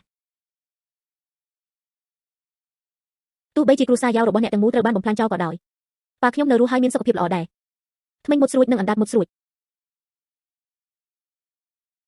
ខ្ញុំនឹងកាត់អណ្ដាតរបស់អ្នកចោលចាំមើលថាតើអ្នកហ៊ាននិយាយបែបនោះម្ដងទៀតឬអត់តើអ្នកចង់ទៅគ្រួសារយាយទេត្រូវការផ្កាឈូកព្រៅទៀនសានដូច្នេះចុះយ៉ាងណាបើវាដូច្នោះផ្កាឈូកព្រៅទៀនសាននេះគ្រួសារយ៉ាវរបស់យើងខ្ញុំក៏បានចូលចិត្តដែរខ្ញុំទៅតែបញ្ជូននរណាម្នាក់ឲ្យទៅយកវាអ្នកបានធ្វើវាដល់ចិត្តណាដូច្នេះអ្វីពេលយើងទទួលបានផ្កាឈូកព្រៅទៀនសានអ្វីដែលអ្នកអាចធ្វើបានគឺឈរមើលកំពុងសម្លឹងមើលបរិសុទ្ធចំណាស់ម្នាក់នេះការស្លាប់ដ៏ឈឺចាប់ឥឡូវនេះអ្នកមានតែជំរើសពីរប៉ុណ្ណោះឬចាំតែស្លាប់ទៅឬពួកគេបានមកពឹងផ្អែកលើគ្រួសារចៅរបស់យើងខ្ញុំគ្រួសារយ៉ាវគឺជាគ្រួសារដែលគួរឲ្យគោរពបំផុតមិនអាចទៅរួចគ្រួសារចម្រៀងរបស់យើងមិនអាចទៅរួចទេអ្នកបម្រើរបស់គ្រួសារចៅរបស់អ្នករបស់ចាស់អ្នកនឹងមិនស្រក់ទឹកភ្នែកទេរហូតដល់អ្នកបានឃើញឈូសទៅឋាននរកផ្អែកលើបងប្អូនខ្ញុំក៏ចង់រកការឈូសព្រៅធានសានដែរសុបិនលើក្មេងល្ងងតើអ្នកជានរណាខ្ញុំជាគ្រូពេទ្យនៃគ្រួសារសុងវិជ្ជាបណ្ឌិតវ័យក្មេងម្នាក់ខ្ញុំកំពុងសម្លឹងមើលអ្នកនៅតែមានអរិយាបថល្អបិទមាត់ស្អុយរបស់អ្នកប្រយ័ត្នលេងជាមួយភ្លើងលោកភ្លុនតើអ្នកស្គាល់លោកឆេវទេខ្ញុំពិតជាវិជ្ជាបណ្ឌិតវ័យក្មេងម្នាក់អ្នកមើលងាយខ្ញុំដោយធម្មជាតិតើយើងភ្នាល់គ្នាយ៉ាងម៉េចដែរតើល្បែងស៊ីសងប្រភេទណាប្រសិនបើខ្ញុំរកឃើញការឈូសព្រៅធានសានឲ្យខ្ញុំ10,000 លានអ្នកពិតជាសុំព្រះច័ន្ទមែនខ្ញុំអាចសន្យានឹងអ្នកបានប៉ុន្តែចុះបើអ្នកមិនអាចទទួលបានវាអនុញ្ញាតឲ្យពួកគេធ្វើតាមដែលពួកគេចង់បានចុះបើអ្នកមិនអាចទទួលបានវាអនុញ្ញាតឲ្យពួកគេធ្វើតាមដែលពួកគេចង់បានល្អប្រសិនបើអ្នកមិនអាចទទួលបានវាខ្ញុំចង់បានដៃរបស់អ្នកទាំងពីរខ្ញុំខ្លាចថាអ្នកមិនមានសមត្ថភាពបែបនោះទេមីណាមីកាគ្រប់គ្រងគ្រួសារយីរបស់អ្នកភ្លាមយកការឈូសព្រៅធានសានមកឲ្យខ្ញុំត្រូវការភ្លាមយាយណាងគឺជាកូនស្រីច្បងនៃគ្រួសារយាយត្រូវហើយហាតើអត្តសញ្ញាណរបស់ហ៊ីណេងជាអ្វីផ្អែកលើអ្នកក៏ស័ក្តិសមនឹងបញ្ជាដែរលោកឈៀវមានឋានៈខ្ពង់ខ្ពស់ទុកឲ្យតែហ៊ីណេងប៉ុណ្ណោះសូម្បីតែមេដឹកនាំនៃត្រកូលធំវាគ្មានអ្វីទេខ្ញុំគិតថាអ្នកទាំងអស់គ្នាមកពីកន្លែងណាមួយតើមនុស្សសំខាន់ដែលយើងបានរកឃើញនេះជានរណាគាត់គ្រាន់តែជាមនុស្សបោកប្រាស់ប៉ុណ្ណោះប្រសិនបើគ្រួសារសុងរបស់អ្នកមនុស្សដែលគាត់ពឹងផ្អែកគឺគាត់ថ្ងៃនោះបន្ទាប់មកមនុស្សម្នាក់អាចស្លាប់វាមិនសំខាន់ទេក្នុងរយៈពេល10 នាទីឲ្យពួកគេដឹងវាជាការពិតវាคล้ายហេតុអ្វី10 នាទីបានកន្លងផុតទៅអ្នកតើមានអ្វីផ្សេងទៀតដែលអ្នកចង់និយាយទេប្រញាប់ម្លេះអ្នកមិនទាន់បានទទួលវានៅឡើយទេតើវាជាការឈូសព្រៅធានសានមែនទេតើមានអ្វីកើតឡើងពិតប្រាកដខ្ញុំក៏មិនដឹងដែរតើវាជាគ្រួសារយីមែនទេខ្ញុំនឹងមិនបង្ហាញមុខអ្នកទេមកដល់ស៊ីកុង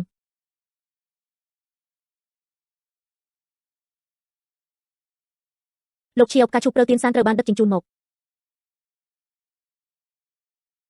មិនអាចទៅរួចការឈូសព្រៅទៀនសានមានតម្លៃណាស់ហើយអ្វីបានជាគ្រួសារយាយគូបដោះវាទៅឲ្យអ្នកខាងក្រៅពីព្រោះខ្ញុំជាសមាជិកគ្រួសារយាយទេមិនអាចទៅរួចតើគ្រួសារយាយអាចធ្វើដូចម្តេចបានគោរពតាមក្មេងស្រីតូចគួរឲ្យស្រឡាញ់ម្នាក់លោកឈៀវនេះគឺជាការឈូសព្រៅទៀនសានមីណាមីកាធ្វើបានល្អណាស់អ្នកប៉ាត់បងថមអ្នកដោយចៃដន្យយកអស្មួយចេញពួកគេនិយាយថាវាជាការឈូសព្រៅទៀនសានតើអ្នកគិតថាយើងល្ងងមែនទេគ្រាន់តែដោយសារតែខ្ញុំបានយកវាចេញការឈូសព្រៅទៀនសាននេះពិតជារបស់ពិតមែនតើអ្នកគិតថាអ្នកជានរណាខ្ញុំមិនដឹងអំពីគ្រួសារយីនៅទីក្រុងខេវទេអត្តសញ្ញាណរបស់នារីវ័យក្មេងតើគ្រប់គ្រាន់ហើយឬនៅវិញ្ញាបនបត្រគុណវុឌ្ឍគឺពិតប្រាកដមិនអាចទៅរួចតើអ្នកអាចខ្លាចជាយ៉ាងដូចម្តេចកញ្ញាយាយប្រធានគ្រួសារយាយការឈូសព្រៅទៀនសានត្រូវបានចាត់ទុកថាជាកំណត់ទ្រព្យវាមិនអាចទៅរួចទេក្នុងការផ្ដល់ឲ្យអ្នកនៅវាបន្ទាប់មកប្រសិនបើខ្ញុំមិនបានលះបង់ដោយស្ម័គ្រចិត្តទេការប្រកួតប្រជែងសម្រាប់តំណែងជាមេគ្រួសារប្រធានគ្រួសារយាយបច្ចុប្បន្នវាត្រូវតែជាខ្ញុំគ្រាន់តែជាសុំអស់ពីពួកគេវាងាយស្រួលដោយធម្មជាតិមិនអាចទៅរួចអ្នកកំពុងកុហកខ្ញុំអ្នកទាំងអស់គ្នាកំពុងកុហកខ្ញុំគិតអ្វីដែលអ្នកចង់បាន ការជួបព្រៅធានសានមាននៅទីនេះប្រកូល10,000លាន10,000លានអ្នកនឹងទទួលបានវាប្រសិនបើអ្នកនៅរស់តើអ្នកមានសំណាងគ្រប់គ្រាន់ទេដែលមានឱកាសចេញការពួកគេចង់ឲ្យគ្រួសារយ៉ាវរបស់យើងប្រកូលប្រាក់ចំនួន10,000លានដុល្លារអ្នកមិនស័ក្តិសមទេតោះទៅដើរតើអ្នកអាចចាក់ចេញបានទេបងស្រីជើងរបស់ខ្ញុំមិនមានអារម្មណ៍ថាជើងរបស់ខ្ញុំឈឺទេនេះជាអ្នកតម្លៃនៃការបំពេញពាក្យសម្ដីខ្ញុំនឹងផ្ដល់ឲ្យអ្នកមួយថ្ងៃប្រសិនបើខ្ញុំមិនអាចមើលឃើញ10,000លានជីវិតដែលនៅសល់របស់ខ្ញុំគាត់នឹងចំណាយពេលរបស់គាត់នៅលើទេរុនខ្ញុំនឹងធ្វើឲ្យអ្នកបងថ្លៃបងស្រីប្រធានគ្រួសារចម្រៀងនេះគឺជាការជួបព្រៅធានសានជាមួយវាអ្នកប្រកាសជានឹងជាសះស្បើយពីឆ្នាំកញ្ញាយាយអរគុណចូលព្រមអ្នកមិនគួររកលេងនៅឡើយទេឥឡូវនេះយើងបានរកឃើញហើយការជួបព្រៅធានសានចូលយើងបន្សាបជាតិពលរបស់អ្នកឲ្យបានឆាប់តាមដែលអាចធ្វើទៅបានឡ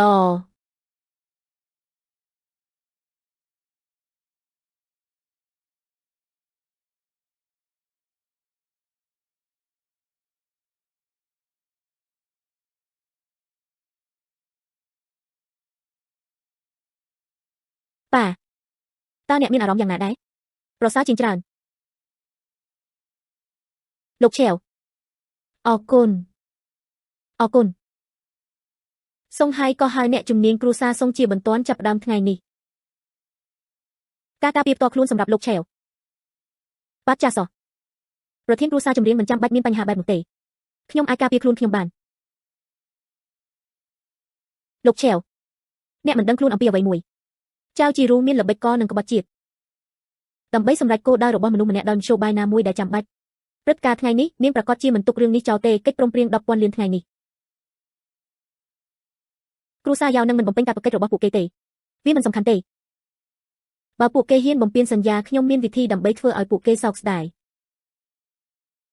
សង្ស័យអ្នកមិនអាចបោះបង់ចោលយើងបានតតែសោះចេញពីទីនេះវាទាំងអស់គឺដោយសារតែអុយមនុស្សមួយហ្វុងនេះឯងវាមិនមែនជាអ្នកទេខ្ញុំនឹងមិននិយាយជាមួយឈៀវឈៀនទេស្រីស្អាតនោះបានភ្នាល់ខ្ញុំនឹងមិនធ្លាក់ចេញពីការពេញចិត្តឡើយសង្សៅសៀវធានសីគ្រាន់តែវាគ្រាន់តែជារឿងចៃដន្យដ៏សំណាងមួយគាត់មិនដឹងអ្វីទាំងអស់អំពីវិទ្យាសាស្ត្រសង្សៅអ្នកមិនអាចបោះបង់ចោលយើងបានទេចេញពីទីនេះខ្ញុំមិនគួរពាក់ព័ន្ធទេរឿងនេះតាក់ទងនឹងគ្រួសារឆាញ់របស់អ្នកកុំធ្វើឲ្យរឿងពិបាកសម្រាប់យ៉ាង Master Song អីបញ្ហាប្រាក់កម្ចីចូលយើងរកវាឃើញដោយខ្លួនឯង Chiao Chance គ្រួសារທາງវាហាក់ដូចជាទម្លាក់ Chiao Chance គ្រួសារឆាញ់គឺជាកូនសោបងស្រីអ្នកចង់មានន័យថាស្វែងរកមធ្យោបាយមួយគ្រប់គ្រងគ្រួសារឆាញ់ការខឹងសម្បាររបស់ Chiao Chance ខ្ញុំបានកក់វារួចហើយទាំងអស់ដោយសារតែវាជាពួកអាល្ងងឲ្យគ្រាន់តែអ្នករងចាំចម្រៀងរបស់លោកម្ចាស់វ័យក្មេងអ្នកមិនអាចធ្វើបែបនេះបានទេសម្រាប់ពួកយើងខ្ញុំមិនបានវាអ្នកទាំងគ្នាទេតើខ្ញុំមានសុជីវធម៌ពេកទេហូតើអ្នកណាហ៊ានវាខ្ញុំបើហ៊ាននិយាយពាក្យមួយទៀតជឿមិនជឿខ្ញុំនឹងផ្លុំក្បាលអ្នកចេញម្ដាយរបស់ខ្ញុំមកពីគ្រួសារសុងអ្នកហ៊ានប៉ះខ្ញុំអ្នកទេ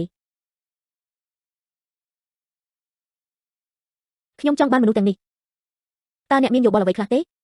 គ្មានការជំទាស់ទេរមៀល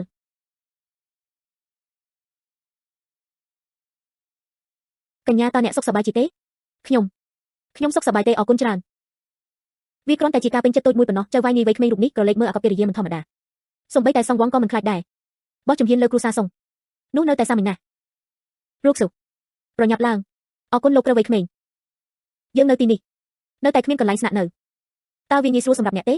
ណែនាំយើងម្នាក់មួយមកកន្លែងរស់នៅម៉ាក់តើអ្នកកំពុងនិយាយអ្វីយើងនៅទីនេះនៅតែគ្មានកន្លែងស្នាក់នៅតើវាងាយស្រួលសម្រាប់អ្នកទេណែនាំយើងកន្លែងមួយដើម្បីរស់នៅដូច្នេះសកម្មចង់ឲ្យគេចុះក្រោមដែរងាយស្រួលមិនអាចទទួលបានផ្ទះរបស់ខ្ញុំមានទំហំធំទូលាយណាស់បើអ្នកមិនប្រកាន់ទេស្នាក់នៅគ្រប់ទីកន្លែងតើខ្ញុំអាចបញ្ចូលចិត្តវាដោយរបៀបណាខ្ញុំមិនប្រកាន់ទេល្អហើយតោះទៅចៅវាយនាយវ័យក្មេងរូបនេះគាត់ត្រូវតែជាកូនអ្នកមានមកពីទីក្រុងឈូតូឋានៈរបស់ពួកគេមិនទាបជាងឋានៈរបស់គ្រួសារសុងទេប្រសិនបើអ្នកអាចយកឈ្នះគាត់បានគ្រួសារឆាញ់របស់យើងត្រូវបានសង្គ្រោះម៉ាក់តើអ្នកពិតជាមានចិត្តចង់ធ្វើបែបនេះមែនទេកំពុងសម្លឹងមើលក្រុមហ៊ុនដែលអ្នកបានបង្កើតគ្រាន់តែប៉ុណ្្នឹងសោះស្រាប់ទាំងស្រុងហើយមែនទេទុកជាឈៀនក្មេងតូចគួរឲ្យស្រឡាញ់នោះសើចចំអកឲ្យអ្នកលោកគ្រូវ័យក្មេងតើនាមត្រកូលរបស់អ្នកជាអ្វីកញ្ញាចៅជើងរបស់អ្នកយើងមិនអាចព្យាបាលវាបានទេ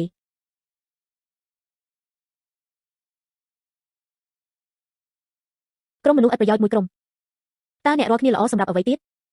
សូម្បីតែបញ្ហាតូចតាចនេះក៏មិនអាចព្យាបាលបានដែរចេញពីទីនេះទៅអ្នកទាំងអស់គ្នា បងស្រីចុះជើងរបស់អ្នកវិញឈៀវឈៀនវាដោយសារតែគាត់អ្នកផ្ទាល់ទៅយកកូនស្រីគេទៅចង់គាត់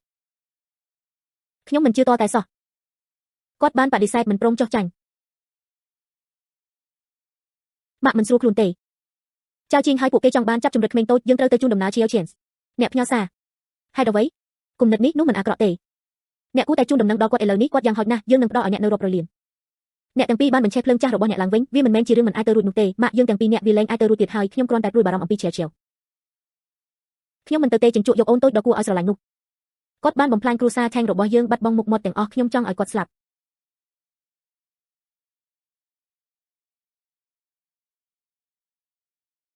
កញ្ញាចៅតើអ្នកមិនចង់ចាប់ឈៀវឈៀនទេខ្ញុំមានវិធីមួយអនុញ្ញាតឲ្យគាត់មករកអ្នកដោយគំនិតដូចផ្ដាំរបស់គាត់តឡខ្ញុំនឹងផ្ដល់ឱកាសនេះដល់អ្នកដរាបណាអ្នកយកឈៀវឈៀនហេសុងហុងយ៉ានបាននាំមកតើអ្នកចង់បានអ្វីខ្ញុំនឹងផ្ដល់ឲ្យអ្នកនៅអ្វីក៏ដោយខ្ញុំនឹងចាប់ផ្ដើមវាភ្លាម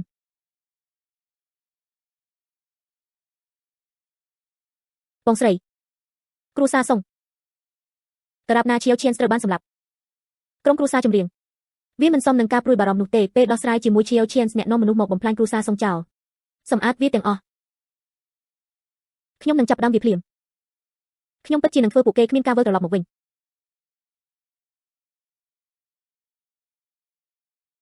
ព្រះអង្គចាស់រឿងរ៉ាវរបស់អ្នកដែលត្រូវបានគេតាមប្រមាញ់នៅពេលនោះខ្ញុំបានស៊ើបអង្កេតហើយបានរកឃើញលោកជាប្រធានសមាគមញាតិខ្មៅយូឆេនខនដឹកនាំគ្រួសារយ៉ាវគឺជាអ្នកនៅពីក្រោយរឿងទាំងអស់នេះគាត់ក៏បានខិតខំប្រឹងប្រែងយ៉ាងខ្លាំងផងដែរគូជីគ្រួសារចៅល្អណាស់ឈៀវឈៀនអូទេថេងសែងញៀនតើអ្នកកំពុងធ្វើអ្វីនៅទីនេះខ្ញុំសូមអង្វរអ្នកឲ្យជួយសង្គ្រោះរូបឈឹកខ្ញុំនិងកូនស្រីរបស់អ្នកពួកគេបានលែងលះគ្នាជាយូរមកហើយអ្នកបានសូមឲ្យខ្ញុំជួយសង្គ្រោះនាងមនុស្សខុសឈៀវឈៀនហ្សាវជាជាមនុស្សត្រេកឆានរំលោភរូបសុតើវាអាចទៅរួចទេអ្នកគួរតែសង្កេតមើលរូបសុដោយស្ងៀមស្ងាត់តើអ្នកត្រូវបានជន់កំណែកនោះធ្វើបាបឬឥឡូវនេះតើរូបសុអាចត្រូវបានរក្សាទុកបានទេមានតែអ្នកទេនិងពួកគេចាប់កូនតូចក៏បានដែរតើអ្នកបាននិយាយអ្វីពួកគេបានចាប់ពង្រត់លេដត្រូវហើយទោះបីជាអ្នកមិនរក្សាទុករូបសុក៏ដោយអ្នកមិនអាចមើលរំលងឈៀវបានឡើយការស្លាប់នៅតុលាការស្រីឆ្កេងញីខ្វក់ឲ្យខ្ញុំនឹងថែរក្សាអាហាររបស់អ្នកខ្ញុំនឹងអនុញ្ញាតឲ្យអ្នកផឹកអ្នកពិតជាចង់ផ្ដល់ឲ្យឈៀវឈៀនមនុស្សឥតប្រយោជន៍នោះបានផ្ញើសារមួយតើអ្នកធុញទ្រាន់នឹងការរស់នៅមែនទេថេងរូបសុអ្នកពិតជាមានឪពុកល្អមែនប្រសិនបើវាមិនមែនសម្រាប់គាត់ទេផែនការរបស់ខ្ញុំការខិតខំរបស់យើងទាំងអស់នឹងបរាជ័យខ្ញុំបានគំរាមកំហែងឈៀវឈៀនការគិតបែបស្រមើស្រមៃរបស់អ្នកបានប្រែជាផ្ទុយស្រឡះគាត់នឹងមិនមកជួយខ្ញុំតតែសោះហេហេឪពុកជីវសាស្ត្ររបស់អ្នកខ្ញុំផ្ទាល់បានទៅអញ្ជើញឈៀវឈៀនអ្នកនឹងជួបគ្នាឆាប់នេះក្រៅពីកូនស្រីរបស់អ្នកដូច្នេះឈៀវឈៀនវាពិតជានឹងមកដល់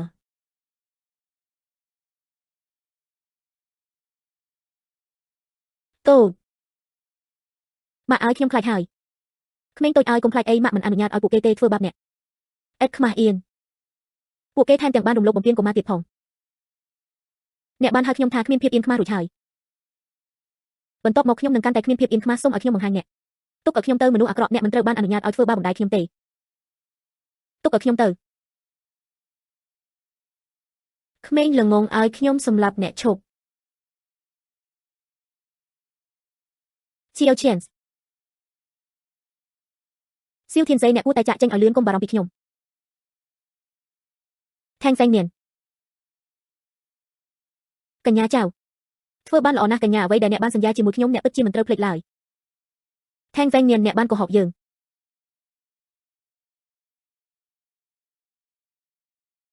ហានោះគ្រាន់តែបញ្ជាក់ថាខួរក្បាលរបស់ពួកឯងមានបញ្ហាហើយប្រឈមមុខនឹងចំណាប់អារម្មណ៍ប្រពន្ធនិងកូនខ្ញុំបានបោះបង់លើពីនេះទៅទៀតវាគឺជាអ្នកទាំងអស់គ្នាអ្នកលែងចង់បានខ្ញុំទៀតហើយតើអ្នកជាមនុស្សដែរទេយំនៅទីនោះតើពួកគេកំពុងសោកសៅនៅណាមានសម្លេងរំខានកញ្ញាចៅលោករវៃក្មេងចៅខ្ញុំនឹងវាយអ្នកឲ្យស្លាប់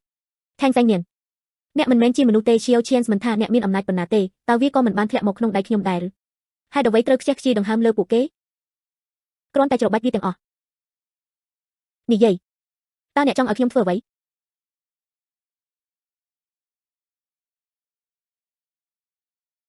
ត្រូវធ្វើអ្វីវាសាមញ្ញណាស់ថ្ងៃនេះព្យាបាលជើងរបស់ខ្ញុំនឹងពិចារណាដោះលែងម្ដាយនិងកូនស្រីចង់ឲ្យខ្ញុំព្យាបាលជើងរបស់អ្នកទេតើនេះជារបៀបដែលអ្នកសុំឲ្យខ្ញុំចាត់វិធានការមែនទេតើអ្នកកំពុងនិយាយអំពីអ្វីព្យាបាលឬមិនព្យាបាល Chiao Chance ខ្ញុំសូមស្នើឲ្យអ្នកគិតវាឡើងវិញដោយប្រុងប្រយ័ត្នបើអ្នកមិនព្យាបាលជើងខ្ញុំថ្ងៃនេះទេអ្នកទាំងអស់គ្នាគ្មាននរណាម្នាក់កំពុងចេញក្រៅទេយ៉ាវឈឺរូអ្នកពិតជាមានគ្រួសារយ៉ាវនៅក្នុងក្រសែភ្នែករបស់អ្នករុញចូលទៅក្នុងរណ្ដៅភ្លើងតោះលែងពួកគេភ្លាមសុងហុងយ៉ានតើអ្នកគិតថាអ្នកជានរណាប្រាប់ឪពុករបស់អ្នកឲ្យមកលុតជង្គង់អង្វរខ្ញុំនោះនៅតែមានប្រយោជន៍ខ្លះប៉ាខ្ញុំចង់ទៅផ្ទះវិញពិតមកទៅរំខានណាស់បន្តនិយាយឥតឈប់ឈរខ្ញុំនឹងធ្វើឲ្យប្រកាសថាគ្មាននរណាម្នាក់ក្នុងចំណោមអ្នកអាចចាក់ចេញបានទេតូចប៉ានឹងនាំអ្នកទៅផ្ទះភ្លាមថ្ងៃនេះខ្ញុំនៅទីនេះគ្មាននរណាម្នាក់អាចធ្វើបាបនាងបានឡើយ Chiao Chance អ្នកគួរតែយក Chiao ទៅជាមួយអ្នកឲ្យបានរហ័សទោះបីជាអ្នកបានជាសះស្បើយក៏ដោយជើងរបស់យ៉ាវឈឺរូពួកគេក៏មិនអនុញ្ញាតឲ្យអ្នករួចផុតពីទេសភាពដែលថែងរួចឈើបិទមកទៅអ្នកមិនអាចធ្វើកំហុសដែលម្ដងទៀតបានទេគ្រូសាយ៉ាវមានចិត្តល្អចំពោះអ្នកណាស់តើអ្នកពិតជាហ៊ានគិតដូច្នេះមែនទេទៅឲ្យវាទៅ Chiao Chance តែគ្មានប្រយោជន៍នោះទៅការឲ្យលុយធីបពិតជាមិនដឹងអំពីល្អនិងអាក្រក់ថែងរួចអ្នកបានល្អជាងព្យាយាមបញ្ចុះបញ្ចូល Chiao Chance ប្អូនប្រុសរបស់ខ្ញុំមានចរិតខូខើដោយធម្មជាតិប្រសិនបើគាត់ប្រព្រឹត្តដោយមិនប្រុងប្រយ័ត្នខ្ញុំមិនអាចបញ្ឈប់ពួកគេបានទេបន្ទាប់មកខ្ញុំនឹងមិនមានសុជីវធម៌ទេថ្ងៃនេះខ្ញុំនឹងឈរនៅទីនោះមុខរបស់អ្នកនិងកូនស្រីរបស់អ្នកថែងរូកស៊ូអ្នកហ៊ានប៉ះនាងសម្រាប់គ្រួសារយ៉ាវរបស់អ្នកទាំងមូលហាគ្រាន់តែអ្នកពួកគេថែមទាំងចង់លុបបំបាត់គ្រួសារចៅរបស់យើងទៀតផងថ្ងៃនេះខ្ញុំបានដេកជាមួយថែងរូកស៊ូសម្រាប់រឿងតូចតាចនេះម្ដងទៀតបន្ទាប់មកគាត់បានដឹកនាំមនុស្សរបស់គាត់ទៅវាយប្រហារគ្រួសារសុងទាំងមូលត្រូវបានបំផ្លាញចោលទុកឲ្យខ្ញុំទៅ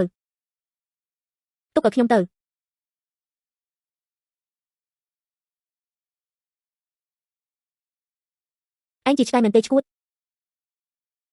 ម៉ាក់រួចសុលោកយ៉ាវឈើយើងអ្នកមិនពេញចិត្តនឹងឱកាសដែលខ្ញុំបានផ្ដល់ឲ្យអ្នកទេតើអ្នកពិតជាចង់ធ្វើឲ្យលោកឆេវខឹងមែនទេញុះញង់គាត់ទោះបីជាឡើយជាជីលើក្បាលរបស់គាត់ហើយបាត់ជើងតូចចុះគាត់វិញ Chiao Chance ខ្ញុំណែនាំអ្នកឲ្យចេះពិចារណាចូលមានចិត្តល្អនិងប្រព្រឹត្តខ្លួនឲ្យបានល្អព្យាបាលជើងរបស់អ្នកស្រីយ៉ាវបើមិនដូច្នោះទេអ្នកនឹងគុំគិតពីការចាក់ចេញពីទ្វារនេះឲ្យសោះ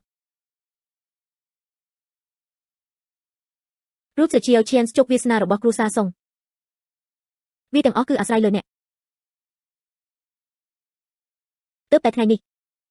គ្រួសារចៅការផុតពូជ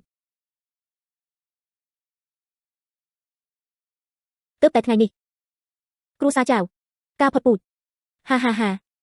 Chiao Chance តើអ្នកឈួតមែនទេអ្នកពិតជាមិនដឹងទេដឹងពីទម្ងន់និងទម្ងន់របស់ខ្លួនឯងមែនហើយលោកយ៉ាវឈើយើងតើអ្នកនឹងធ្វើអ្វីជាការពិតណាស់យើងគួរតែបង្រៀនគាត់តើអ្នកអាចនិយាយការពិតដោយរបៀបណាលោកយ៉ាវឈើយើងអញហ៊ានប៉ះកូនប្រុសច្បងរបស់គ្រួសារឈៀវមែនទេអ្នកកំពុងសុំវាគាត់អ្នកហៅរឿងនេះថាសម្រាប់មែនទេគាត់ជាកូនប្រុសច្បងរបស់គ្រួសារឈៀវហាសុងហុងយ៉ានស្វែងរកនរណាម្នាក់ដែលសមរម្យអ្នកមិនឃើញគាត់ទេជាតួអង្គបែបណាដើម្បីជួយ Chiao Chance អ្នកពិតជាមែនពួកគេហ៊ាននិយាយអ្វីក៏ដោយធ្វើបាបមនុស្សសំខាន់នោះ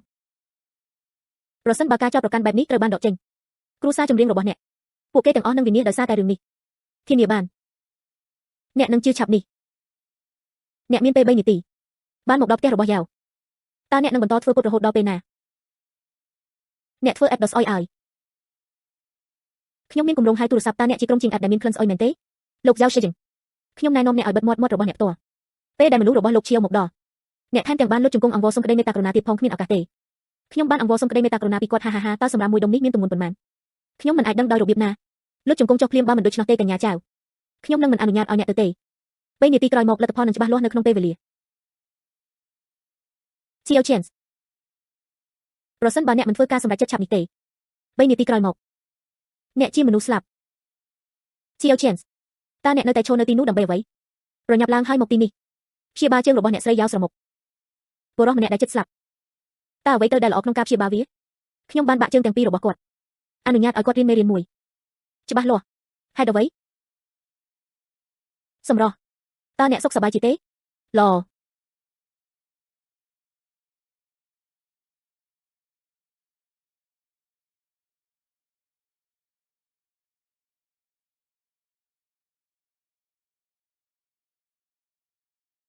សម្រស់តើអ្នកអាចល្ងងខ្លៅយ៉ាងនេះដោយរបៀបណា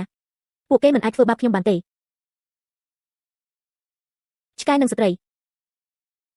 ខ្ញុំនឹងបញ្ជូនអ្នកទាំងអស់គ្នាទៅឋាននរកឥឡូវនេះលោកត្រូវវ័យក្មេងចៅតើអ្នកសុខសប្បាយជាទេលោកយ៉ាវសេយិងអ្នកកំពុងសុំវាដើមឡើយខ្ញុំនឹងទុកជីវិតរបស់អ្នកចាប់តាំងពីអ្នកកំពុងតាមរកសេចក្តីស្លាប់បន្ទាប់មកទៅស្លាប់តើអ្នកនៅតែឈរនៅទីនោះដើម្បីអ្វីសម្រាប់គាត់ឈប់លោកយ៉ាវសេយិងតើអ្នកហ៊ានមើលងាយព្រះអម្ចាស់ទេឧក្រិដ្ឋកម្មរបស់គាត់សមនឹងទទួលទោសជំរាបសួរសម្ដេចក្រោកឡើង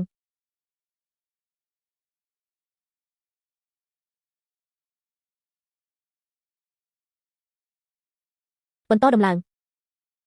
ឈៀវឈៀនខ្ញុំគិតថាអ្នកអាចតើវានឹងត្រូវបានដំឡើងនៅពេលណាឈៀវឈៀនដើម្បីជួយគ្រួសារសងសម្ដែងអ្នកបានចំណាយថ្លៃណាស់ដែលត្រូវចំណាយមែនទេដើម្បីជួយឈៀវឈៀនសម្រាប់មួយដុំនេះអ្នកទាំងអស់គ្នាកំពុងធ្វើការជាមួយគ្នាដើម្បីសម្ដែងមែនទេលោកយ៉ាវសេយិងព្រះអម្ចាស់គង់នៅចំពោះមុខអ្នកនៅតែហ៊ានមិនគោរពជោគវាសនារបស់គ្រួសារយ៉ាវតើអ្នកពិតជាមិនបារម្ភអ្វីទាំងអស់មែនទេសុងហុងយ៉ានតើអ្នកពិតជាគិតដូច្នេះមែនទេគ្រួសារចម្រៀងរបស់អ្នកវាអាចតំណាងឲ្យតើវារួមបញ្ចូលទាំងអ្នកមានអំណាចនិងអ្នកមានទ្រព្យសម្បត្តិទាំងអស់នៅក្នុងទីក្រុងព្យូតូដែរឬទេគ្រួសារសុងមិនត្រូវបានអនុញ្ញាតទេប៉ុន្តែខ្ញុំអាចគ្រាន់តែនិយាយមួយម៉ាត់ព្យូតូគ្មានអ្នកណាហ៊ានជំទាស់ឡើយជាងឥតម្នាក់ដែលមានក្លិនស្អុយក៏ចង់តំណាងឲ្យអិស្រាអែលជើងព្យូតូផងដែរអ្នកមិនសាកមើលទេតើអ្នកសមនឹងទទួលបានវាទេថ្ងៃនេះខ្ញុំនឹងនាំអ្នកចាប់ពួកគេទាំងអស់គ្នាចាំមើលថាតើអ្នកនៅតែហ៊ានឆ្មើងឆ្មៃឬអត់ឈៀវឈៀនខ្ញុំនឹងផ្ដល់ឲ្យអ្នកបន្ថែមទៀតឱកាសចុងក្រោយប្រសិនបើអ្នកព្យាបាលជើងរបស់ខ្ញុំអាចទុកជីវិតអ្នកបានស្រមោចធម្មតានៅតែហ៊ានចាក់ផ្សាយនៅទីនេះវាមើលទៅគួរឲ្យជឿជាក់ណាស់ឧត្តមភាពមិនទុកអ្នកណាម្នាក់ចោលឡើយចាំមើលអ្នកណាហ៊ានប៉ះព្រះតេជគុណ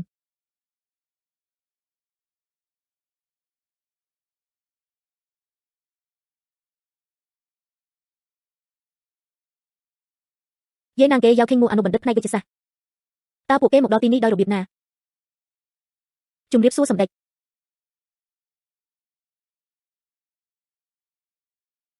លោកយ៉ាវសេយិងគឺអ្នកហើយដែលចង់សម្លាប់ព្រះអម្ចាស់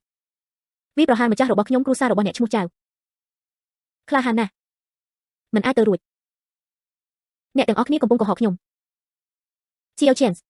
ក្មេងល្ងងឲ្យអ្នកគិតអ្នករកឃើញផ្នែកបន្ថែមមួយចំនួនអ្នកគឺជាព្រះអម្ចាស់ហ៊ានមើលងាយព្រះអម្ចាស់ដោយរបៀបណារ៉ាវឆៅអ្នកត្រូវតែជួយខ្ញុំរមៀលខ្ញុំគ្មានពេលខ្វល់ពីអ្នកទេប្រសិនបើវាមិនមែនសម្រាប់អ្នកទេតើខ្ញុំអាចធ្វើដូចម្តេចបានខ្លាចជាមនុស្សចោកខ្លាំងណាស់បងស្រីតើយើងគួរធ្វើអ្វីផ្អែកលើពួកគេអញហ៊ាននឹងញញែកជាមួយគ្រួសារចៅរបស់ខ្ញុំមែនទេនៅពេលដែលក្រុមគ្រួសារយ៉ាវវាត្រូវបានផលិតចេញពីផ្លែតេតុនយ៉ាវសេរ៉ូហ៊ានប្រឆាំងនឹងព្រះអម្ចាស់អ្នកមានភាពក្លាហានបែបនេះទោះបីជាទ្រង់ជាព្រះអម្ចាស់ក៏ដោយដូច្នេះអ្វីឪពុកខ្ញុំហ៊ាននឹងឆ្លងចូលទៅក្នុងអាណាចក្រទេវភាពហើយគ្រួសារយ៉ាវរបស់យើងឆាប់នេះនឹងក្លាយជាគ្រួសារអភិជនដែលមិនអាចយកឈ្នះបាននៅពេលនោះព្រះអង្គម្ចាស់សាមញ្ញម្នាក់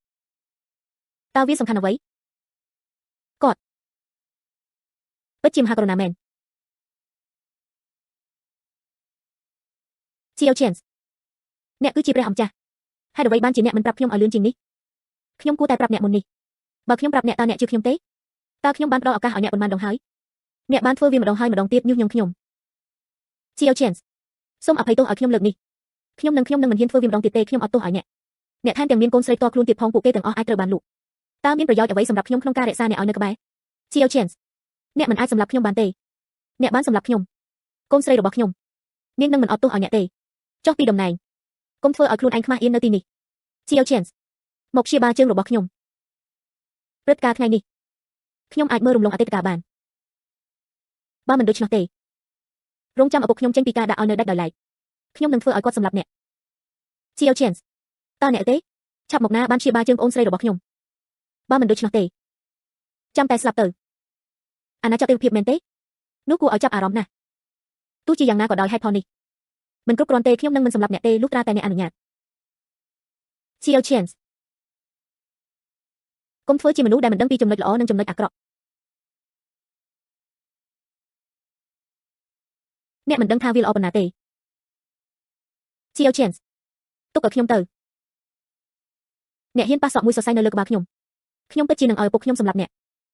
នឹងហួឈៀងខាន់ពិតមែនមិនមែនឲ្យអ្នកទៅចុះហួឈៀងខាន់ ខ្ញុំចង់ឃើញគាត់លឿនជាងនេះណាស់កាន់នេះពីអតីតកាល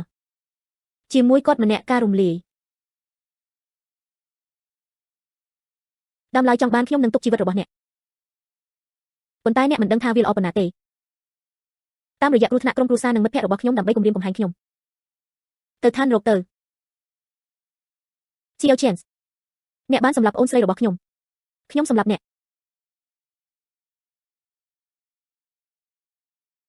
អ្នកក៏គួរតែស្លាប់ដែរ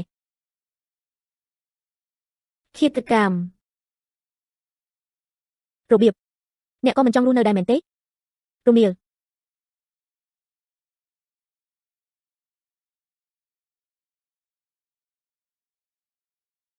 អ្នកភ្ញាក់ហើយតើខ្ញុំមិននៅផ្ទះគ្រួសារចៅទេតើអ្នកមកទីនេះដោយរបៀបណា Chiao Chance អ្នកគួរតែប្រញាប់ហើយចាក់ចេញពីទីក្រុង Shuto ចៅជីរូនិងបងប្រុសរបស់នាងខ្ញុំមិនអនុញ្ញាតឲ្យអ្នកចុះចាញ់ដោយញីនោះទេកុំបារម្ភអីគ្រួសារយ៉ាវនឹងលែងធ្វើឲ្យអ្នកពិបាកទៀតហើយតើពួកគេអាចធ្វើដូចម្តេចងាយស្រួលណាស់សូមឲ្យយើងចាក់ចេញកុំសួរសំណួរដែលអ្នកមិនគួរសួរបន្ទាប់ពីអ្នកជាសះស្បើយយក Kichivan ឲ្យបានឆាប់តាមដែលអាចធ្វើទៅបានចាក់ចេញពីទីនេះនេះមិនមែនជាអ្នកទេកន្លែងដែលអ្នកគួរស្នាក់នៅតូចម៉ាក់របស់អ្នកភ្ញាក់ពីដំណេកហើយតោះទៅមុន Chiao Chance ហា7ឆ្នាំទីបំផុតខ្ញុំបានឆ្លងផុតទៅឋានសុខហើយហាអរគុណលោកប្រធានក្រុមចាប់តាំងពីអ្នកបានទម្លុះចូលទៅក្នុងអាណាចក្រដ៏ទេពភាពសមាគមនាគខ្មៅបន្ទាប់ពីខ្ញុំនឹងទុកវាឲ្យអ្នកដោះស្រាយធានាបានប្រសិនបើមានអ្វីកើតឡើងនៅពេលអនាគតទោះបីជារងចាំមើលទៅមុខក៏ដោយរបបកំហើញរបស់ខ្ញុំទៅកាន់អាណាចក្រដ៏ទេពភាពត្រូវតែអ្នកនឹងមិនខកចិត្តទេអូទេមានរឿងដ៏គួរឲ្យភ័យខ្លាចមួយបានកើតឡើងតើនេះជាអាកប្បកិរិយាបែបណាដែលពោពេញដោយការភ័យស្លន់ស្លោនិងភ័យស្លន់ស្លោពន្យល់មានអ្វីកើតឡើងអនុប្រធានគណៈសង្ឃម្ចាស់វ័យក្មេងនិងនារីវ័យក្មេងរបស់អ្នកពួកគេទាំងអស់ត្រូវបានសម្លាប់តើអ្នកបាននិយាយអ្វីអ្នកណាជាអ្នកធ្វើវាប៉ាត់ចាសោះ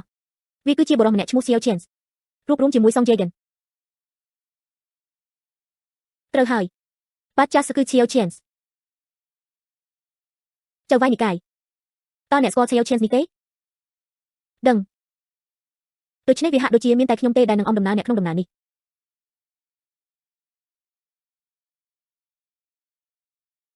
រ៉ាវឆុងសិនអ្នកបានឆ្លងកាត់ឋានសុខហើយស្រមុកអ្នកមានចំណេះដឹងខ្លះហើយរ៉ាវឆុងសិនអ្នកបាននាំមនុស្សឲ្យរងរបួសមានមនុស្សច្រើនណាស់នៅក្នុងគ្រួសារសុំរបស់យើងតើអ្នកចង់ធ្វើអ្វីឲ្យប្រាកដត្រូវធ្វើអ្វីប៉ាអ្នកបានសម្លាប់កូនរបស់ខ្ញុំតើអ្នកគិតថាខ្ញុំចង់ធ្វើអ្វីប្រាប់ខ្ញុំតើ Chiao Chance ណែណាអ្នកនឹងមិនទទួលបានអ្វីពីខ្ញុំទេមានដំណឹងអ្វីតាក់ទងនឹងព្រះករុណាទេ Chiao Chance ត្រឡប់មកជាមួយខ្ញុំយើងពិតជាតើគ្មានលទ្ធភាពទេតើវាដោយសារតែសងហងយិនមែនទេយើងលែងលះគ្នាហើយកុំទៅណាចូលព្រម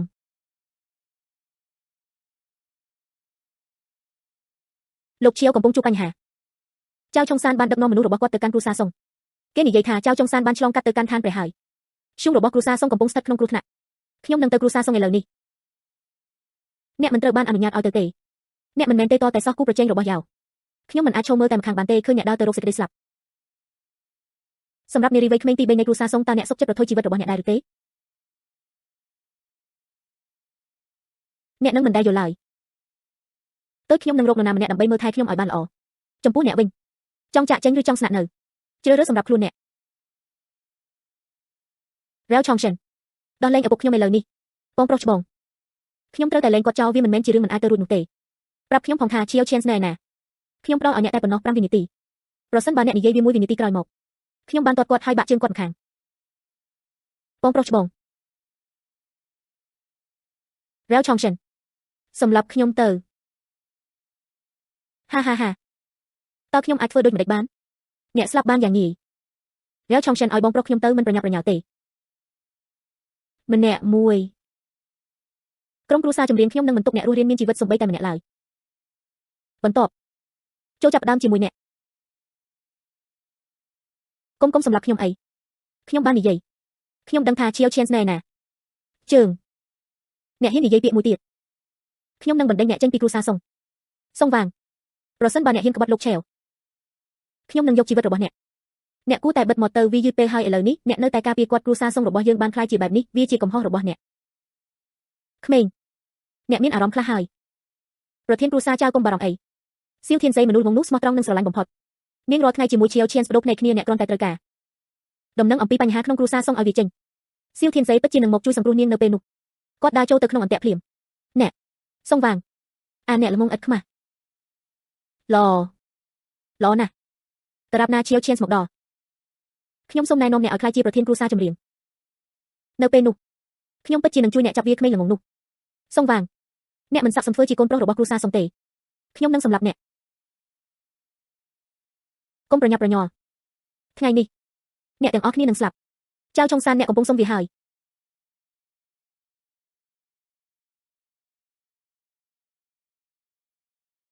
Chiao Chen អ្នកគួរតែប្រញាប់ហើយចាក់ចេញចៅចុងសានបានទម្លុះចូលទៅក្នុងអាណាចក្រទេពភាពធានាបានជាមួយខ្ញុំនៅទីនេះគ្មានអ្នកណាហ៊ានប៉ះអ្នកទេ Chiao Chen ទីបំផុតវាមកដល់ហើយខ្ញុំគិតថាអ្នកមិនខ្វល់ទេជោគវាសនារបស់គ្រួសារសុងអ្នកបានកាត់ផ្ដាច់ពូជពងសាកូចៅរបស់ខ្ញុំថ្ងៃនេះខ្ញុំចង់ឲ្យអ្នកសងបំណុលចំពោះឧក្រិដ្ឋកម្មដែលកើតចេញពីឈាមរបស់អ្នកខ្ញុំនឹងសម្អាតវាសម្រាប់អ្នកច្រកទ្វារគ្រួសារយ៉ាវអ្នកគួរតែអរគុណខ្ញុំ Chiao Chen ខ្ញុំនឹងផ្ដល់ឱកាសឲ្យអ្នកភីម៉ាន់តៃសៀវទៅភ្នូកូនខ្ញុំទៅលើកជង្គង់រយៈពេល3ថ្ងៃខ្ញុំអាចដោះលែងគ្រួសារសុងបានផ្លូវចេញមួយបើមិនដូច្នោះទេក្រុមគ្រួសារចម្រៀងសូម្បីតែមន់និងឆ្កែក៏មិនត្រូវបានគេលើកលែងដែរនោះអាស្រ័យតើអ្នកមានសមត្ថភាពនេះទេខ្ញុំអាចសម្លាប់កូនរបស់អ្នកបានឯងមិនហ៊ានសម្លាប់ខ្ញុំទេ Chiao Chen នេះជាឱកាសតែមួយគត់របស់អ្នកយកព្រមឆាប់វាសនារបស់ខ្ញុំស្ថិតនៅក្នុងដៃរបស់ខ្ញុំផ្ទាល់មិនមែនដោយសារឋានសុខទេថ្ងៃនេះខ្ញុំបានសាងផ្លូវមួយចេញព្រះរាជក្រឹត្យរបស់ព្រះអម្ចាស់នៅពេលដែលក្រឹត្យរបស់ព្រះអម្ចាស់ត្រូវបានចេញគ្រួសារដ៏មានអំណាចនិងអភិជននៃកូននាងទាំងមូលក្នុងរយៈពេលកន្លះម៉ោងយើងនឹងមកដល់កន្លែងដែលព្រះរាជក្រឹត្យរបស់ព្រះអម្ចាស់ត្រូវបានចេញពួកគេនឹងគោរពតាមបញ្ជាប៉ុន្តែព្រះអម្ចាស់ឲ្យ7ឆ្នាំមុនពួកគេទាំងអស់ស្លាប់ហើយបញ្ជារបស់ព្រះមហាក្សត្របាត់ទៅយូរហើយតើអ្នកនឹងរកឃើញអ្វីនៅឯណាឥឡូវនេះព្រះរាជក្រឹត្យរបស់ព្រះអម្ចាស់ដ៏ល្ងង់ខ្លៅវាជាខ្ញុំបានលុតជង្គង់រួចហើយនៅចំពោះមុខមេគ្រួសារចៅគាត់បានសុំទោសចំពោះការលើកស្បែកជើងតាមវិធីនេះគ្រួសារទាំងមូលនៅតែអាចត្រូវបានរក្សាទុកសុំទោសក្រោយមកអ្នកជាអ្នកដែលគួរធ្វើរឿងនេះមែនទេហាគ្រួសារដ៏មានអំណាចនិងអភិជននៃកូននាងទាំងមូលតើខ្ញុំមិនស្គាល់មួយណាពួកគេនឹងសម្រាប់ជួយផងសម្រាប់ឲ្យធ្វើបាបខ្ញុំជប់ស្រមៃពេលថ្ងៃទៅមនុស្សល្ងងខ្វាក់អ្នកដែលអង្គុយក្នុងអណ្ដូងហើយសម្លឹងមើលមេឃតើអ្នកអាចយល់ពីកម្លាំងរបស់ខ្ញុំដោយរបៀបណាហាខ្ញុំចង់ឃើញរឿងនោះតើអ្នកមានសមត្ថភាពអ្វីខ្លះតើអ្វីធ្វើឲ្យអ្នកគិតថាអ្នកអាចតាំងនឹងខ្ញុំបាន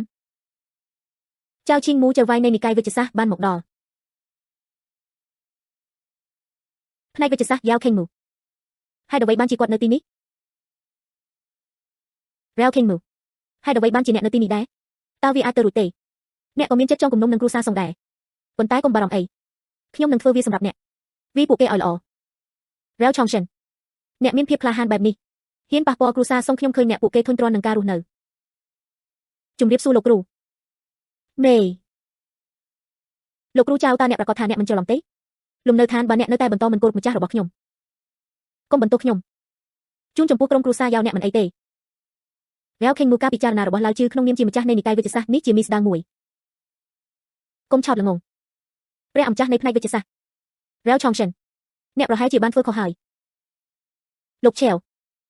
គាត់គឺជាម្ចាស់ពិតនៃនិកាយវិជ្ជសាស្ត្រគាត់តើគាត់អាចខ្លាចជាយ៉ាងដូចម្ដេចព្រះអម្ចាស់នៃផ្នែកវិជ្ជសាស្ត្រកុំកុហកខ្ញុំកំពុងកុហកអូទើបអ្នកឥឡូវនេះក៏ស័ក្តិសមដែរ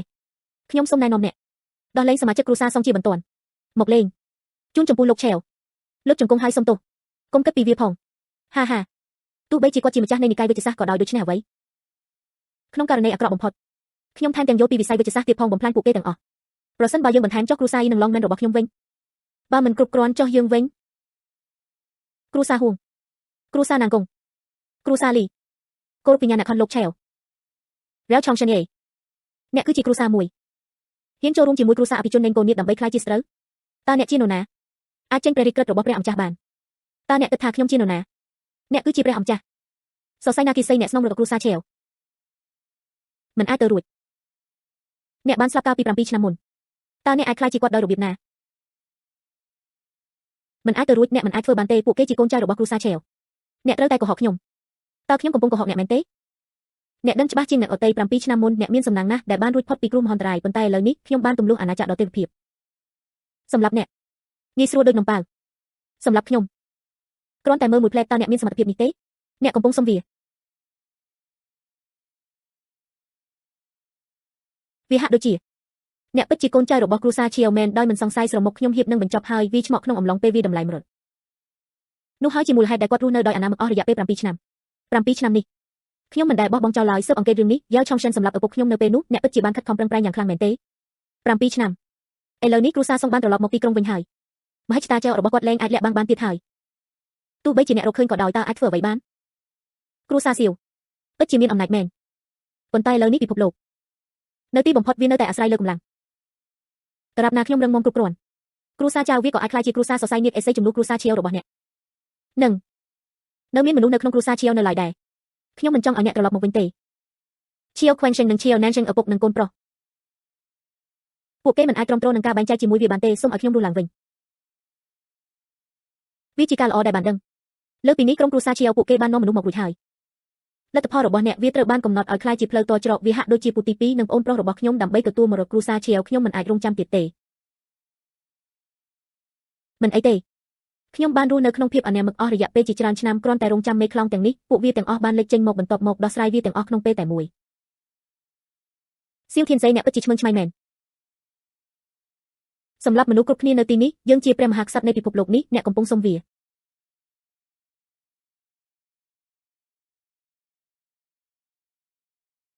មិនអាចទៅរួចខ្ញុំបានឆ្លងផុតទៅកាន់ឋានសុខហើយតើអ្នកអាចយកឈ្នះខ្ញុំដោយរបៀបណាអ្នកគិតថាខ្ញុំតើអ្នកបានធ្វើអ្វីអស់រយៈពេលជាច្រើនឆ្នាំមកនេះដោយគ្មានភាពប្រាកដប្រជាដាច់ខាតតើខ្ញុំអាចបង្ហាញខ្លួនឯងដោយរបៀបណាឈៀវឈៀនស្ទោះទៅយើងមិនទាន់មានវិធីនៅឡើយទេការប្រជុំមុខដាក់គ្នាដោយផ្ទាល់ជាមួយគ្រូសាឈៀវចង់ចាក់ចេញយឺតពេលហើយតើអ្នកពិតជាគិតថាអ្នកអាចយកឈ្នះខ្ញុំបានមែនទេតើអ្វីគ្រប់យ៉ាងមិនអីទេអ្នកមិនអាចចាក់ចេញបានទេ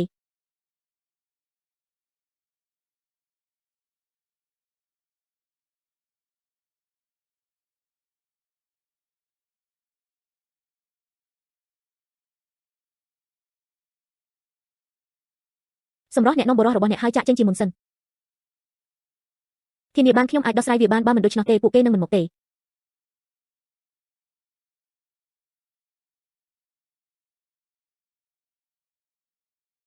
្ថានភាពបច្ចុប្បន្នរបស់ក្មួយប្រុសខ្ញុំតើអ្នកនៅតែមានអារម្មណ៍ចង់និយាយអំពីស្នេហាមែនទេដោយការរំពឹងទុករបស់មេគ្រួសារបន្ទាប់ពិតមែនហើយហ៊ានណាស់ប៉ាជោគខ្ជិះខ្ជាដង្ហើមលើពួកគេជាមួយនឹងពេលវេលានេះវាជាការប្រសើរជាងក្នុងការនៅជាមួយគាត់អ្នកទាំងពីរនៅខាងក្រោយអាចលេងបានខ្ញុំនឹងចាប់ក្បាលអ្នកបន្តិចបុកចូលក្នុងភពបន្ទាប់មកតើអ្នកបានធ្វើវាដោយខ្លួនឯងទេអ្នកនៅតែអាចរត់គេចខ្លួនបាននៅពេលនោះប៉ុន្តែខ្ញុំនឹងដោះស្រាយជាមួយអ្នកឥឡូវនេះវាមិនទាន់យឺតពេកទេមិននឹកស្មានដល់អ្នកពិតជាបានរីកចម្រើនដល់កម្រិតមួយហើយសម្រាប់អ្នកខ្ញុំបានហាត់ប្រដាល់អស់រយៈពេលជាច្រើនឆ្នាំមកហើយមិនដែលដាក់ដៃលើវាទេយើងបានរងចាំពេលវេលានេះយូរហើយកុំចាប់អ្នកចូលណាចុងក្រោយគ្មាននរណាម្នាក់ធ្លាប់ធ្វើឲ្យខ្ញុំមានអារម្មណ៍ល្អបែបនេះទេ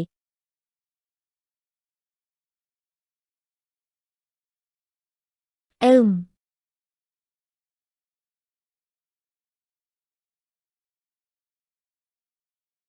ខ្ញុំអាចចាញ់អ្នកខ្ញុំក៏ចាត់ទុកខ្លួនឯងថាស្លាប់ហើយមានភ្នែកដែរកូនប្រុសបន្ទាប់មកអ្នកនេសាទបានលេចមុខមកគ្រូសាឈៀវនៃអាណាចក្រនេះអនាគតជារបស់យើងឪពុកនិងកូនប្រុសការខុបខិតជាមួយអ្នកខាងក្រៅបានធ្វើឲ្យសមាជិកត្រកូលរាប់រយអ្នករងរបួសមានតែមួយនេះទេគាត់សមនឹងស្លាប់ចុះចាញ់គាត់សមនឹងស្លាប់អ្នកអាចនៅក្នុងដៃរបស់ខ្ញុំចូលយើងនិយាយអំពីការរស់រានមានជីវិតជាមុនសិនប៉ាសម្រាប់គាត់ឲ្យលឿនតារាបណាគាត់ត្រូវបានសម្លាប់អ្វីទាំងអស់អំពីគ្រូសាឈៀវតើពួកគេមិនមែនជាយើងទាំងអស់គ្នាទេ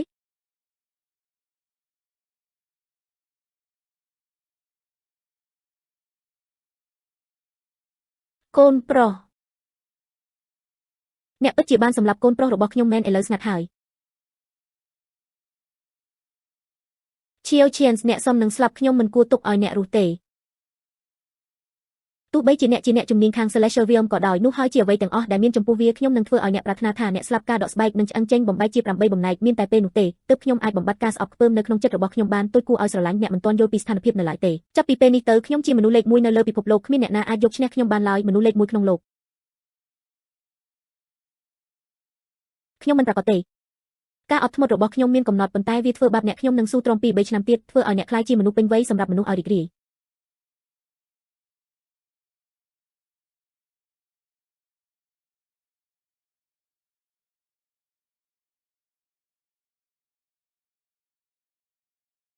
អ្នក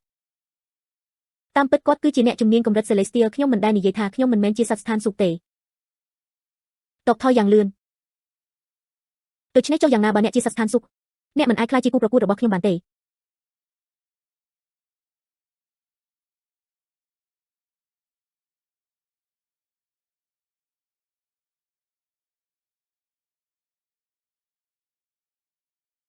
កញ្ញាយាយតានោះជាអ្វី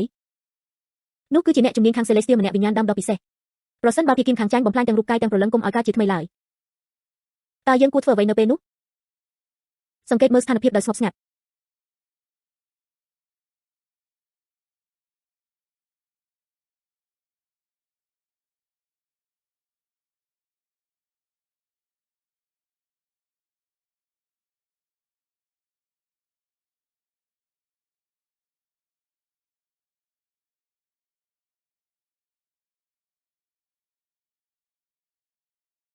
ពួកគេបានឈ្នះ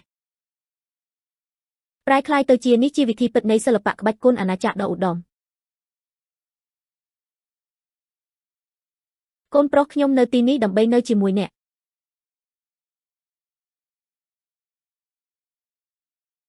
ព្រះអង្គចាស់Xiao Qian តើអ្នកសុខសប្បាយជាទេព្រះអង្គចាស់តើអ្នកសុខសប្បាយជាទេ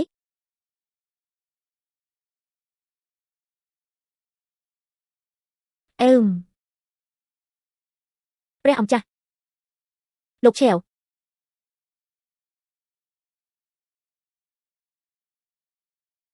សូមអបអរសាទរប៉ាតាំងពីប្អូនស្រីខ្ញុំមកម្លេះរកផ្ទះល្អបែបនេះមិនឃើញទេស្នាមញញឹមរបស់អ្នកមិនដែលឈប់ឡើយដើម្បីមានកូនប្រសារបែបនេះពិតជាពរជ័យមួយសម្រាប់គ្រួសារសុងរូកស៊ូថ្ងៃនេះប្រធានសភាពាណិជ្ជកម្មនាគុនគោទើបតែឡើងឆាកតើយើងគួររៀបចំអំណោយធំមួយទេមនុស្សម្នាក់ដែលអាចក្លាយជាប្រធានសភាពាណិជ្ជកម្មគាត់ត្រូវតែជានាងក្នុងចំណោមមនុស្សមានទ្រព្យសម្បត្តិច្រើនពួកគេប្រកាសជាមិនចូលចិត្តវាទេអំណោយតូចរបស់យើងចូលយើងផ្ដល់ការអបអរសាទររបស់យើងរូកស៊ូរបៀបដែលមនុស្សទាំងនេះមើលមកយើងចម្លែកមែនគ្មានគំនិតទេលោកប្រធានឈៀវបានមកដល់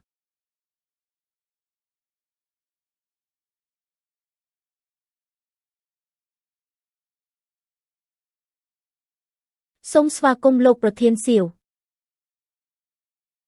Qian តាមពិតទៅគាត់គឺជាប្រធានសភាពាណិជ្ជកម្ម